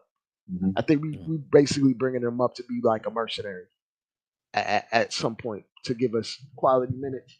Because I'm being absolutely honest, the only real hole on his team, if and when Mitch comes back, is an additional scorer off the bench that can just get his own. That doesn't necessarily need a play called up. That doesn't really need to hunt in transition. Once, like if it comes down to it, end of the shot clock, you give him the ball with 5-6 seconds, he can make something happen. Like he's a professional bucket, and I think that's kind of what we miss off the bench, because when we go to the bench, sometimes when we stagnate, I get on Deuce about this a lot. He's not necessarily a point guard in the traditional sense. So sometimes if he doesn't see the right read and it doesn't come to him, he doesn't know how to make something out of thin air or create or direct something out of thin air. And I think that's kind of something that we're missing. I think Shamet will help in the meantime because he fits a style of player that we're missing in terms of a guy that will just be out there to just put up threes. But a straight bucket, a guy that can get you a shot from 12 feet, 15 feet, 18 feet, all the way out to the 3-point line, I think we missed that. And it helps that TJ Warren is around that 6'7", 6'6" range. Yeah. Where we kind of do need another additional wing at the same time. And he's definitely a serviceable defender. Yeah. Tom Thibodeau was out here having us with a top 10 defense, and we had RJ Barrett, Kemba Walker, and Fournier on the court at the same time. And we had a damn near top 10 defense. So I'm not too worried about the defensive aspect with him. Yeah. Also, the problem with TJ Warren is we don't have any like exclusive rights to him. So any team in the league could pick him up at any moment. I think so. More or less teams aren't budging on him because he's like 31. If he was 28, somebody would have scooped him up. But I think we kind of. I think a lot of people. Yeah, go ahead, Fitz. Plus, I think a lot of people are waiting to see what happens with who gets bought out. Yeah, first. You don't want to lock yourself into him. Yeah, he's gonna float around in that buyout after the buyout market, and then you also got to get to the deadline too. You see who gets moved where, and then after the trade deadline, then the buyout market happens, and then Then it's the fringe NBA players, the G League players, those guys that come after that in terms of teams who sign them. But I agree with you 100%, Boogie. Like I think we need a bucket off the bench. That's about it. If we had to like look at holes on this team, we'll be nitpicking at this point because we're on 8 game win streak. But if you're trying to win a championship, and even if you're not trying to win a championship, you still need guys on the team to help you nurse your way through to the playoffs. Because when you look at the Celtics, they out here playing with random dudes. If you be absolutely honest, because every minute isn't high leverage. Sometimes you don't have to overreact, and sometimes Tibbs more or less needs a guy he can trust to play quality minutes for him. And I think Freezy mentioned it like the Pacom thing where he struggled in that 5 minutes in garbage time. Tibbs doesn't. I don't think Tibbs actually wants to play these guys 40 something minutes. I think he just feels the necessary need to because he doesn't have beyond maybe 8 guys or 7 guys right now that he completely trusts. And sometimes it's a hodgepodge and a mismatch of figuring out who fits where and when. But I think when Mitch comes back, that answers your question. And and to be absolutely honest, when Mitch was here, Precious was viewed as like the third big, and he didn't necessarily play when Mitch was active. And Mitch it was Mitch and Hartenstein in that short amount of time. But maybe Precious has earned his keep in terms of trust. But I think we just need one more capable bench scorer. That's what we're missing. That's preferably a wing. Kind of we cornered the market on these 6'2", 6'3" wings, 6'2", 6'3" guards. Dre, are you so you're sold on Mitch thing? I don't think Mitch is getting traded. Not this year. Maybe in the summer, but it's easier to do that type of thing over the summer, where you're trying to trade money and pieces and trying to have like remember how we made all these trades work by signing these guys Yep. over the summer that we had the rights to. It's easier to move that summer money with Mitch over the summer, but I think if I had to absolutely guess, it's probably Precious that goes if Mitch comes back. And I think it feels to me, if I had to guess, it feels to me that they're intentionally holding Mitch back a little bit further along, so they can, I guess, evaluate, or teams around the league can evaluate Precious if they want him. Can I answer something in the chat? I see David Smith says, I have more faith in Clint Capella than Mitch. I think there's a lot of contracts that are very tricky, especially Clint Capella. It would cost Mitch and Precious. And not only that, Capella's expiring, so you have to worry about paying him this summer. So you're Come gonna off rent the bench. Yeah, I'm not paying a center $20 million to come off my 20 bench. million, Yeah, and then he has like he'll have the upper hand this summer. The Knicks say, "Hey, come back for 15." He said, "Nah, I'm coming back for 20." The things that let directed shots. Yeah, it wouldn't make sense. It's just Yeah, it it just doesn't make wouldn't make sense. sense. No. As every year when Cat's contract keeps going up $2 or $3 million, it makes even less sense to allocate that much money to a backup center. Yep. You can get away with it for a year, 2 years, 3 years, 4 years. No, absolutely not. Yeah. Like Yeah. going forward, even after this season, or if Mitch is here or not here, Mitch is probably going to be the highest paid backup center that we gonna have for Cat, and then he's probably not going to be here that long. And whoever Yeah. is behind Cat is going to be on a rookie deal, looking like maybe Hutporty, and that's Yeah. how it's going to go, probably more than likely. Yeah. I'm in the mind frame of thinking if we move somebody, I'm thinking we're gonna move Sims. That's where I'm at.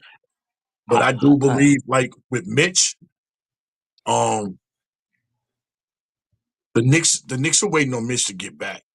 I agree. And I do believe Mitch is going to bring something to the table You know, we already getting the reports that Mitch is lighter, you know, and to me, that's a good thing because when, you know, Mitch's best moments is when he was light before he put on an extra bolt, you know, putting muscle on and you ain't doing nothing with your core. It only, you know, puts a wear and tear on you if your body's not used to carrying that.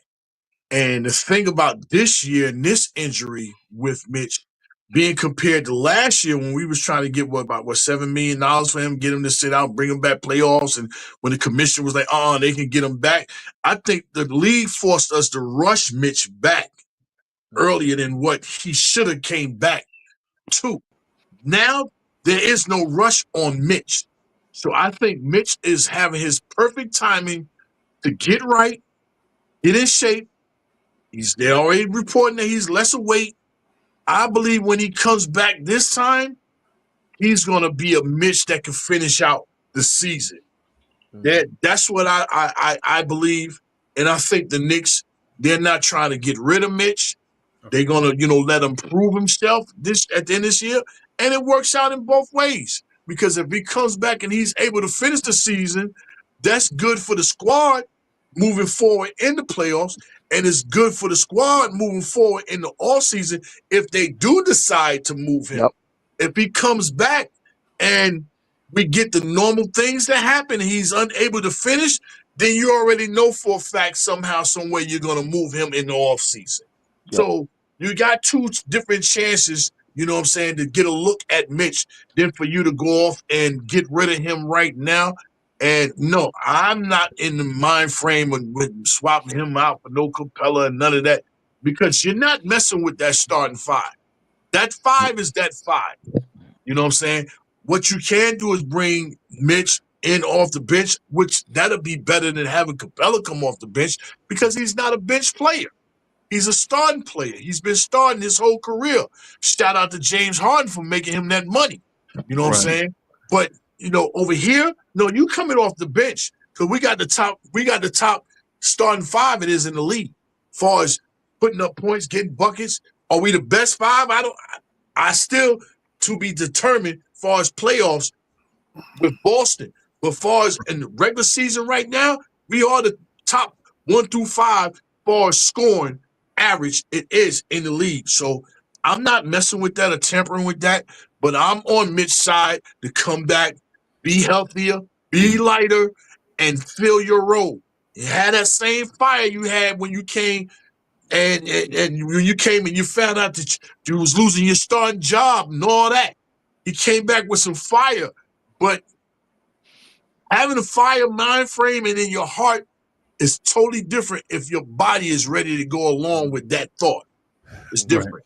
And now he's getting ready. So I'm all for Mitch coming on his team. That's like a trade coming in, a late decision trade. You know, but somebody that could come give us value that we haven't had, you know, all season, all last year, so far this year, you know. So I agree 100%, and I don't think you should move off Mitch at this point in this season. You ease him in, and it helps that you have a guy in Cat ready to play 35 to 40 minutes at any given night, so you can ease Mitch in your rotation. You don't got to play nothing but more than 12 to 15 minutes. Mitch don't even have to play every night. Yeah, you know what I'm saying. You can play Mitch 20 minutes one night and sit him out in a back-to-back. Yep. Yeah. And to Boogie's point, if you want to say Sims, right now technically we have like 5 guys under contract that can play center. So when Mitch comes back, one of them is going to go. Like we got Sims, Huck Porty's on a deal, an NBA contract. Precious plays some 5. Cat, we know Cat. Mitch, that's 5. Right. You can't. It's not tenable to keep 5 guys at the center in today's NBA. No, not on your roster. So that's why that's the main reason I was like, I think they're bringing back Mitch slow. And even when Mitch was here, we had Mitch and Hartenstein. Precious didn't play when Mitch and Hartenstein were healthy at the same time. I think Tibbs doesn't even want to go past 2 centers in his rotation period. No, and one of the things we got to remember about Mitch is every time Mitch plays, Mitch always plays with a power forward on the floor. One of the things that we forget in our things, every time Mitch is healthy, there is another center on the roster just as good as him, and there is a rotation at the 4, right? Remember the OB years, Randall years, Hartenstein years, Nerlens Noel years, right? Now, like just thinking you can just plug Mitch and Cat together and have that's not, it's not the same dynamic. Or having Mitch out there on the island by himself with 4 mouses on the floor and he the only big, it's a different dynamic.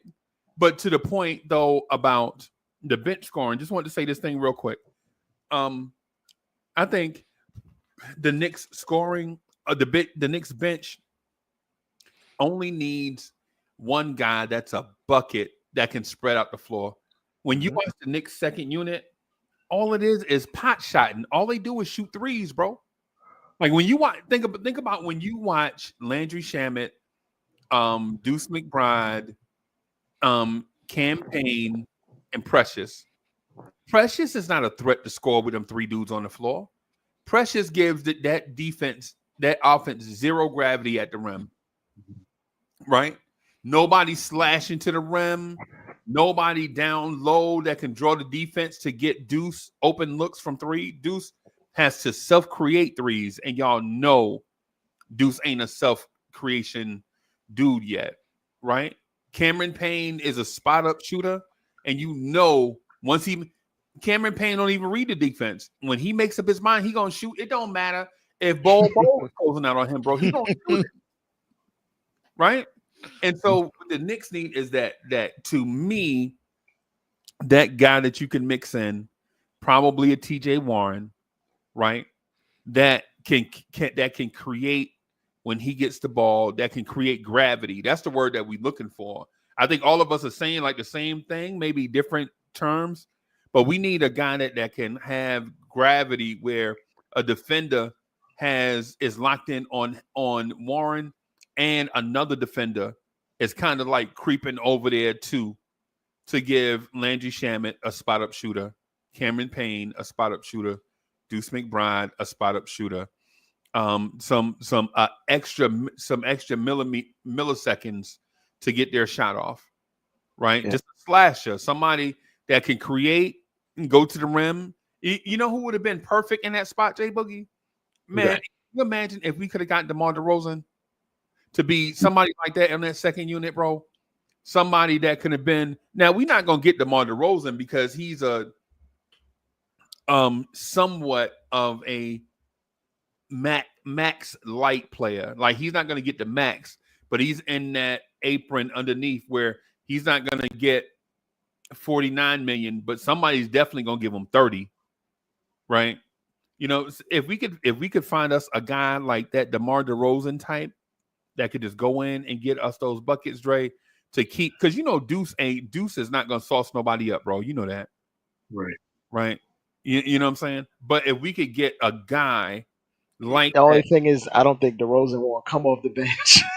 No, I'm not talking about him. I'm talking about that type of guy, though. Yeah, like, I agree. You know? Like you need a guy that will come in and give you some rim pressure. Right. That can score basically on multiple levels. You know, right. And I'm gonna say this last thing, and I got a couple of phone calls that was trying to come in, but you know, another reason why I say TJ Warren, because like with TJ Warren coming off the bench, right, is because I'm looking at the shot clock. This is what I always pay attention to, the shot clock. I like to pay attention to how guys maneuver inside the shot clock. I do know Deuce and Shaman, right? And Cam, those guys are a beginning of the shot clock or a middle of the shot clock type guys. You know what I'm saying? That they can play within that rim. But giving somebody like TJ Warren the ball when it's like 4 seconds, you know how, you know, in offense, you know, a person will wind up with the ball and he ain't supposed to have it, but he have it within like 4 seconds left and he don't get a shot, and you're looking at the other guy like, yo, you know you were supposed to take that shot, Towns, instead of passing that ball over here. You know that. That's hard. Yeah. But see, with a guy like TJ Warren, If you give him that ball with 4 seconds left on the shot clock, he immediately knows what to do with it, and he can get a shot off. You know what I'm saying? So I'm looking for, that's why I mean by a guy that can get buckets, whether it's TJ Warren or somebody else. But I need somebody that can get a bucket if it's 4 or 5 seconds left on the shot clock. Not early in the shot clock, not in the middle of the shot clock, because the ball's supposed to be maneuvering around, and whoever gets the open shot, take it. But if that ball gets in your hands and the shot clock is running out, I don't need you up. I don't need you freezing up if you're not on Mr. Freeze podcast. And that's the only freeze we know, and that's freezing. Yeah. God bless you all, man. Y'all have a blissful rest of y'all day, rest of y'all year. Shout out to everybody, man, that's watching the viewing. Please share, subscribe, share the content. Make sure you hit that like button if you haven't. We must focus on that like button more than we ever have in the past years come this year. Blessings, health, happiness to everybody. Salute, salute, salute. 3 capital S's. I look for us to get a win tonight. And shout out to Danny Ainges if he's in that building tonight. Because if he is, Leon Rose is going to be like New Jack City when he had my man outside butt naked. When you're going to give up these apartments unless this shotgun goes off.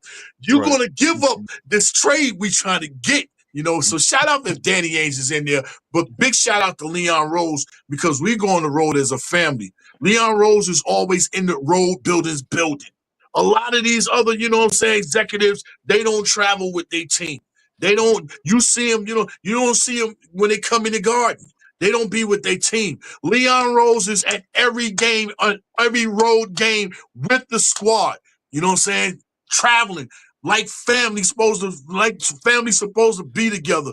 Just in case I had to have a conversation with your executive while I'm in your building, I'm here to have that. But stop ducking us when you come in our building. Bring your executives in there. You know what I'm saying? It's the world's famous arena, man. Madison Square Garden, man. Salute, salute, salute. 3 capital S's, man. Much love, y'all. Peace. Yeah, man. Thank you for coming through, J Buggy.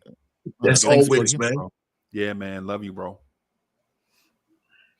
Yeah. So I have that. He wasn't lying. So I have the answer Fritz, you want me to say the answer now, or you want me to wait till after trade deadline? No, you can say the answer. Nah, man. You want me to, Fritz? Do you want the answer now? Or you want me to wait till the trade deadline, bro? You ain't gotta. Don't be humble about it, bro. Just say it. You could be declarative, bro. Oh, what I sent you? No. I'm talking about the idea that I have about the trade. Because if I say it now, it's gonna ruin trade season. I like a good cheat sheet. I like a good cheat sheet. And Freezy, it don't matter what you say. We're gonna still talk about Mitch. So. Well, yeah, that's true. Yeah, I'm still gonna talk about Mitch. Like I still got things to say about Mitch. I say that term about 15 times a day, bro.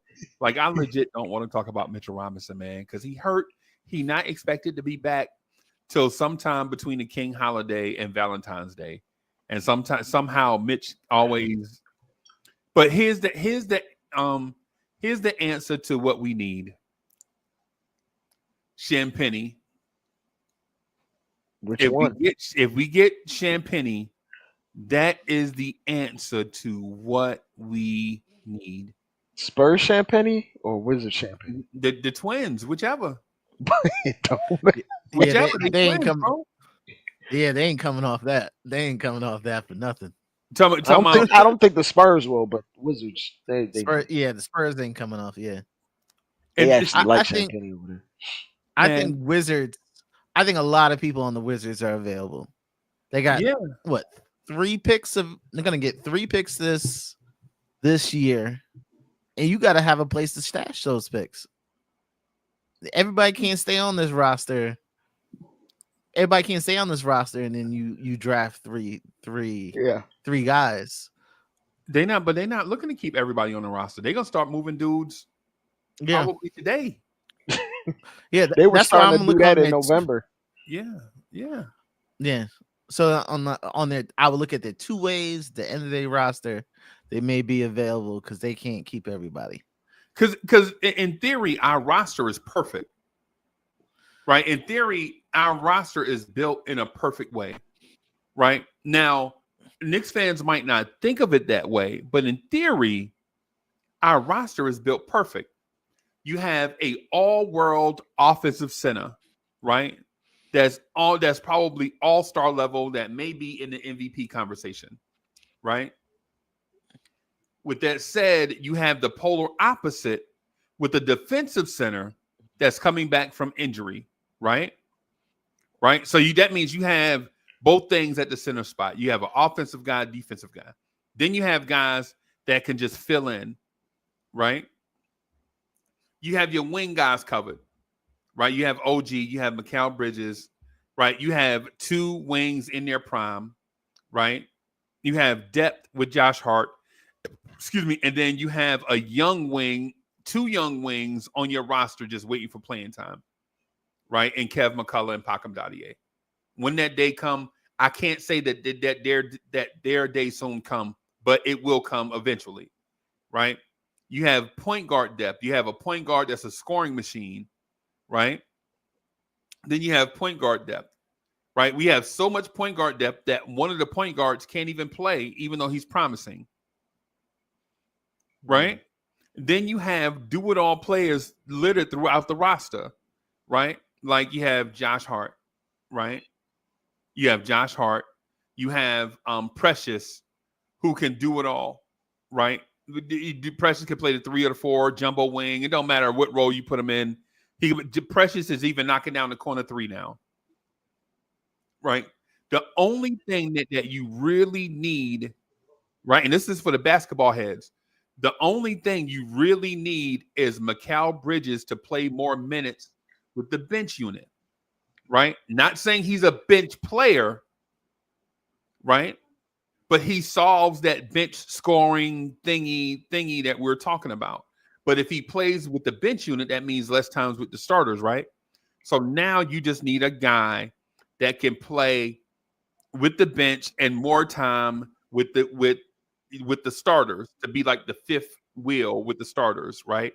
Not getting away, keep the momentum going, and all of that stuff, right? Somebody like a Champagnie who can be the fifth option, a kick out guy, slasher, 3-point shoot. And y'all know these guys. Y'all know the 6'7" guys that will score in the single digits for like 2 weeks, and then they go nuclear for like 28 points against a random opponent. That's the kind of guy that we're looking for, right? I'm Malik Beasley. I'm Malik Beasley. Right. Like we don't need a guy that's a 20. We don't need another 20-point per game scorer, because an NBA team is only going to score a certain amount of points. So if you bring in a 20-point per game scorer and he scores 20 points here, that means somebody else on the roster is not scoring what they used to. Yeah. Right. That means OG is scoring 11 points and Bridges is scoring 14 points now. Now that person showed up instead of 18 and 16. It's right. The way you defined it is the reason why a guy like Keegan Murray regressed, because they brought in DeRozan. When you brought in DeRozan, right. And so the reason why I brought up the Champagnies is because, or the Champagnies, however they pronounce their name. The reason why I brought them in is because they score within the flow of an offense, right? You don't ever hear about, the Champagnie from the Washington Wizards. You don't hear about him, bro. Every now and then, right? Because he's 9 points a game. Every now and then he'll go off against a random opponent for 20, 25, 28. And that's what you expect. Like if we get him from the Knicks, we'll play him. He'll come off the bench. Then they'll sub him out for Bridges, right? Bridges will play with the second unit, right? Bridges gets tired. Champagnie will play with the starters. By the time the fourth quarter comes, they revert back into their original roles, right? That's basically play Mikal Bridges. You know Tibbs, right? You know Tibbs will play Bridges 18 straight minutes, right? Yep, no break. He's a psychopath, bro. He's crazy. Like, how do you play an NBA player 18 straight NBA? I feel like he wouldn't do it if he had another guy that you're describing that he trusts. Well, okay. Duly noted. Duly noted. Yeah, right? that the guy you're describing is someone that Tibbs would trust, and then that would scale back McCall from 40 minutes to like 36 Right. naturally. Right. And then also the Champagny kid, the one in San Antonio, is not exactly what we think he is. He's 12 points a game on the wing, shooting 43% from the floor. So I think he could be moved for the right price. He's not shooting 40%, anything like that from three. He's not. He'll probably go in that Zion trade when the Spurs trade for Zion in January or later on this month, right? But Zion and Wemby, Jesus Christ.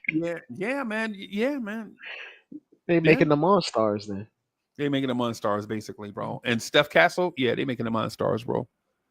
So, but Fritz, to the point that I'm making though, is that 6'7" guy scorer off the bench does the stuff that we want TJ Warren to do, right? But I think the salary for him is cheaper and they'll be easier to acquire. I think you could legit maybe even do one of your excess bigs for one of those for the Wizards one. You could probably do Sims and a second round pick in the year 3000 for the Champagny kid. Yeah, the Wizards one. The only reason there's like hesitancy for the Spurs one, they basically got him on a Spurs was deuce. just They got him on a deuce deal. Like it would make Right, no sense for them to move him unless they wanted deuce. right, right, right. If we're talking production to actual dollar amount, Yeah, it would be like if they did move him in a trade, it would be as a sweetener to make the trade work, right? right, Where a team gets a cheap young guy that can produce a bit for the next 3 years because he's on a contract next year, the year after that, and then he has a team option, so right. Yeah, he's man. locked in. Yeah, that's what I'm saying. Like I think some of the answers to the test are easy, but acquiring the answers are difficult. Right? oh, Like okay. So if the Wizards came back and said, "Hey, give us our protected first, and we'll give you," because he's averaging like 10. Okay, so give us our protected first. Let me see who else. Yeah, protected first in Sims. Deuce.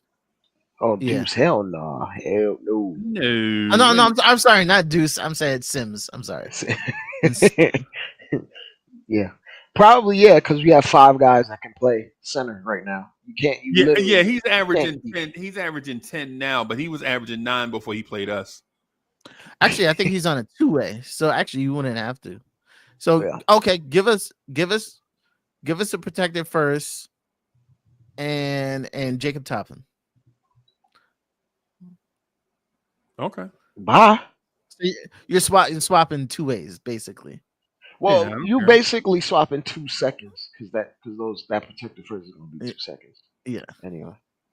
Yeah. Yeah. So would you do that? Yeah. Yeah. I would do that. And listen, everybody, I'm not trying to flip over the roster, right? It's not what I'm saying. I think the roster is perfect. I just outlined it, right? Like we have point guard depth, we have wing depth, we have center depth, and flexibility at center. We have Swiss Army knife parts and Precious and Josh Hart.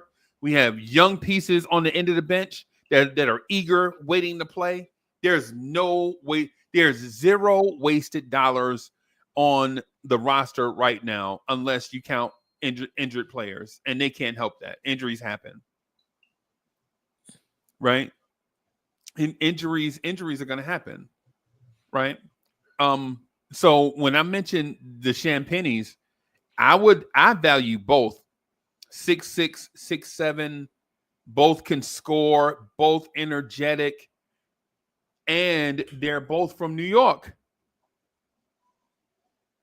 So they already know the vibe of the city. They already know the vibe of the city. It's not like they're gonna come here and it's gonna be culture shock like Frank Ntilikina. Right? Mm-hmm. And he's not gonna get shot in a strip club at 4:00 in the morning. Yeah. Yeah. Yeah. Yeah. What Shout are out you, to Clee Anthony early. yeah. What are you doing? Why are you outside the club waiting when the club is over anyway? It's like, why is the 6'8" guy just chilling outside like it's normal? Waiting to get right, You just a big target at that point. right. You're supposed to leave before. Just Knicks is in the building. Real King, salute. B. Willis is in the building. Reva says, how about trading for Beef Stew or Jeremy Grant? Jeremy Grant is too expensive. $30 million. I like Beef Stew, but if we trade for Beef Stew, now you're basic, it's the fitted sheet theory, right? Like you're trading players with flaws for players with flaws. Right? Because Beef Stew is a short-armed big that doesn't defend exceptionally well for his toughness. Precious he's can tough. give us an approximation of Isaiah Stewart without even going that route. Yeah. Yeah, I like Isaiah Stewart. He's one of my favorite players in the NBA. But at 6'8.5", and with all that toughness, does he really bring defense with that toughness? Nah. It's like Nas Reed. Nas Reed is tough, right? But all he brings is offense with his toughness. Like Montrezl Harrell. Y'all remember how tough Montrezl Harrell used to look? Couldn't guard nobody. But he couldn't. Yeah. For everything. And his cancer was relatively tough. That man could not guard. He can't guard. Yeah, that's my thing. And I'm not saying that he's a bad player because every team needs an Isaiah Stewart. Ironically, every team needs an Isaiah Stewart. Every champion needs an Isaiah Stewart. But I don't know if our mental makeup needs an Isaiah Stewart. Like Precious fits us because he gives you baseline. And he gives you baseline everything, but his personality fits with Jalen Brunson and OG Anunoby. Yeah, I don't know if Beef Stew is the type of easy. Yeah, I don't think you could put him and Cat on the. I don't think you could put him and Cat on the floor at the same time. Nah, man. You'll get all the rebounds, right? But defensively. And then Isaiah Stewart's shot diet is the same as Cat's. It's just or shot profile is Cat's at lesser volume. Usage. Yeah. And a lesser percentage too. Yeah. And less yeah. So I like Isaiah Stewart, man. I just don't know so I'll say this, y'all, and it's going to sound weird when I say it. If we didn't have Mitchell Robinson already, then I'd be okay with Beef Stew because I know, that we'd probably have another center on a roster where Beef Stew can be a bench big in a bench big role. But Beef Stew's a starting center. He starts over Jalen Duren. So, I mean... Duren starts. Oh, Duren's starting again? Okay. Yeah. Okay. It must have been an injury thing. I may be, and I might just be wrong, but either way. You probably caught them on the off night, but it's just I saw Duren coming off the bench. I think I did. He starts now. Yeah. I think it's one of those things where they're like dangling him out there. Yeah. Because what he did in past years, he was shooting decently from three, but on lower volume. But it's not going in right now, so it's kind of hampering his market. Somebody will go after him. Yeah. But I think the cutoff for guys getting traded is around $15 million. It's hard to move.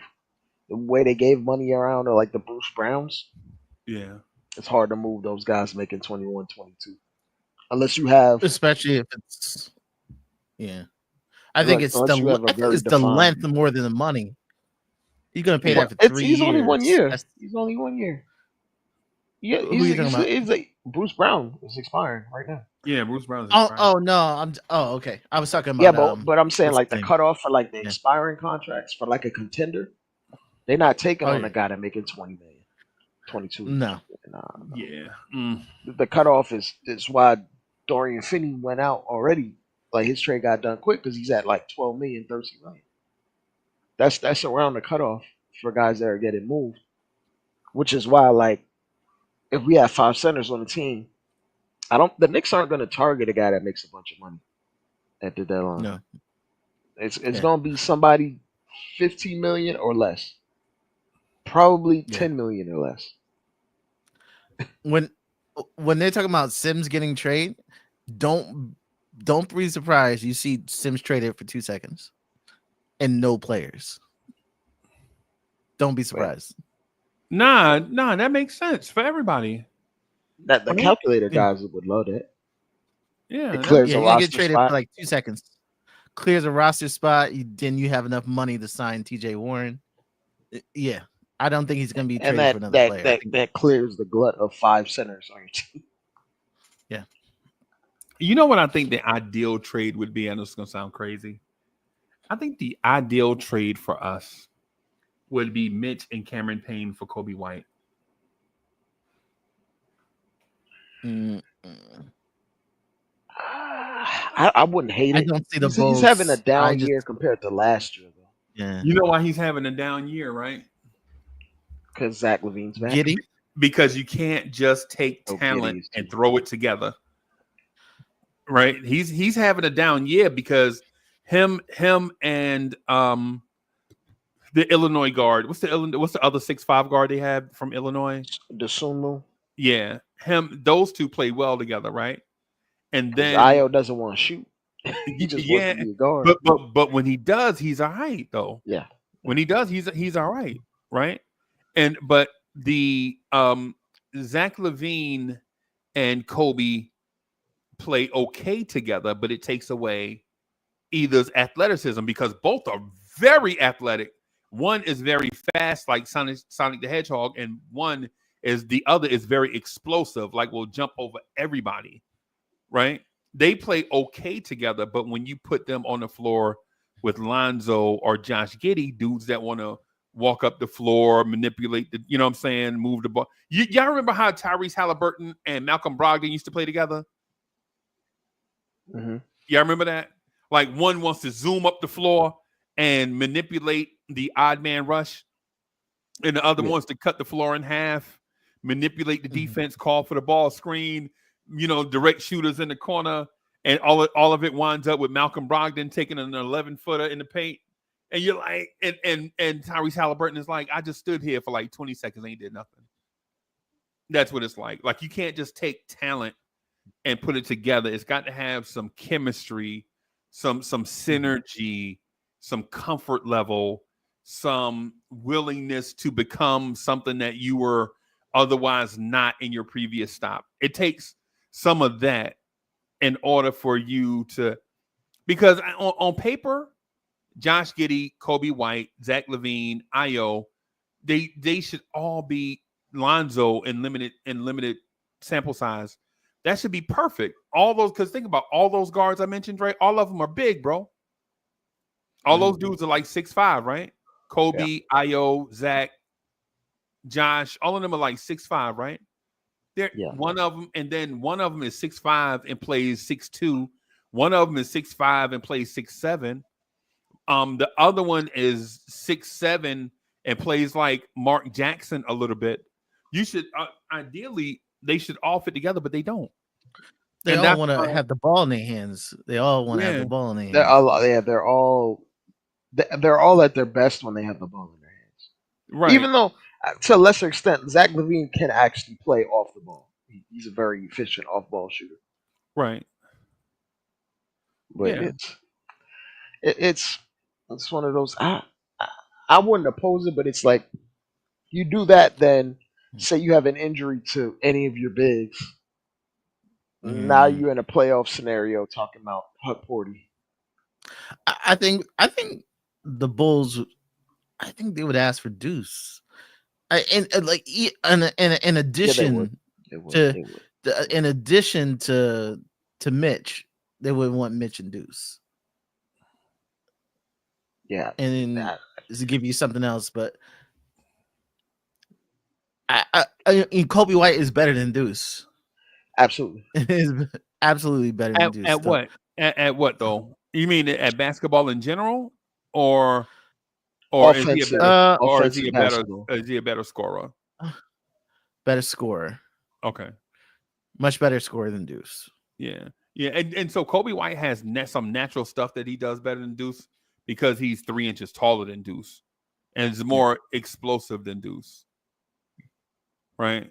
Yeah. It's so it's a lot of stuff that's the reason why, Dre, I said that the Champagne thing probably makes the most sense. Not that he would be the end all be all, but what he provides us to do with other players could help and be the end all be all, right? Like for instance, putting Champagne on the floor at times with the starters gives us the opportunity to let OG Anunoby score more. Yeah. And then Mikal Bridges score more against second units. The thing is, like, there's no such thing as too much defense and too much shooting. Right. And because he does those two things, you could just plug him with any lineup, to be absolutely honest with you. Provided you have a playmaker and a center on the court. Right. It could be him and Josh and OG. It could be him and Mikal and OG. It could be him, Josh, and Mikal. Like, yeah, any mix, plug any and play. combination. Yeah. He kind of puts me in the mind of Dante, in that when other players are playing, he's relocating the shot. Like, he's getting ready for the shot as the play is going on, not when the ball gets in his hands. He's getting ready. He's getting ready for the pass. So, Fritz, what are you giving up for Justin Champagne? I think you mentioned. I think either one. I unprotected. think they're protected first back. That's a lot, bro. But I think they're very high on him, and since he's like an ascending talent, when someone is, ascending, they want more than he's worth. You know what I mean? He could be this. Why would I? Yeah, he could be that for nothing. But the thing about so if we just gave them a random late first round pick for him, that'll be a lot, but it would still be like, okay. But the fact that we're giving them the skeleton, their own, we're giving them the skeleton key to the rest of their picks, means that pick is 8 times more valuable. Because now that we give them the skeleton key back to their picks, they could trade for Zion if they want to, right? Mm-hmm. I mean, I know it won't happen, but you get what I'm saying, right? Yeah, like they could do something wild with theirs. Man, they could start attaching first round picks to remove salary. They could start giving teams. They can offer the Pistons Kyle Kuzma and two firsts just for them to take Kyle Kuzma's salary. Right? They could start doing like mad OD type stuff. At least I imagine that's the case. Yeah. But the thing with Champagne is the calculator guys told me in a study hall session one time that the Knicks can't take on more salary than they can send out. No, they can't. And so that puts us in that situation where the Champagne kid he's on a 2-way. Yeah, so you don't actually have to send an NBA. He's not real salary. He's not salary. So why would you trade for him? But you're gonna eventually have to give him real salary. Yeah, that's what I'm saying. Yeah, you're going to. So you could trade any of our 2-way guys. Boo Booey. You could trade Boo Booey for him. I don't think he's on the 2-way anymore. No, Matt Ryan's on that 2-way. Yeah, Matt Ryan. Oh yeah, but I get the gist though of what you're saying. You can send it there. You can send Matt Ryan, right? But the thing is, But the thing is though is what happens when you get him? Do you not convert him to a? Yeah, he needs spot. Is he a rookie? He's not a rookie. He's second year, right? Second year, yeah. That's why you might want to throw Jericho Sims in it to relieve yourself of some money and a roster spot. Yeah. Now, if you say send them their protected pick, and then they absorb a large amount of salary from us, I'm like, yeah, let's do it. Yeah. Let's you do do it. Sims. You do Sims. You do Sims for Sims Champagne. just so that his salary slot is available. And For then you TJ sign. Warren. Yeah. Yeah. Right. Yeah. I think the roster is perfect, bro. I don't know if you even have to make, but just addressing that. I don't think the roster is perfect because we have 5 centers. Yeah. You can't have 5 centers. No, but you got to have at least 4, right? Because We only held 3 most No, of the time that Tibbs has been here. 3. I'm talking about 4 for the 82 game schedule. I'm not talking about 4 for a night to night basis. No, I'm talking straight up on the 82 games. Like we had 3 for a lot of those Tibbs years. Right. Yeah, I could see it. I could see it. I could see it either way. Like 4 itself is pushing it, but 4 I understand 4. 4 is a lot, but understand why I say 4, and that one of those 3 is always one of those 4 is always hurt. But 4 wouldn't be a lot if you didn't have an All NBA center. But when you have an All NBA center playing 36 minutes, what you need 4 centers for? Yeah. Well, okay. I see what you mean. It's like I understand having 4 when we had Nerlens Noel and Mitch and like Hartenstein and like guys that are injury prone or working through injury. You got an All NBA guy at your 5. You kind of don't need 4 centers. Right. 2 more? Yeah. Yeah. All right. So everybody, I'm gonna get out of here and wrap up just so I can do some stuff before the game at 7:30. Thank y'all for coming through, rocking. I know it's the middle of the day pop up. Appreciate everybody for coming through. Hit that like button, subscribe to the channel. Our goal for 2025 is 5,000 subscribers. Help us get to 5,000 subscribers, man. Be a part of the community, or I will send Fritz Alcindor to your house to talk trade scenarios. Calculator in the hand. Well, not with the calculator. Fritz said. All right, y'all. Thank y'all for coming. I'll be there with a pen protector. All right, y'all. Peace, y'all.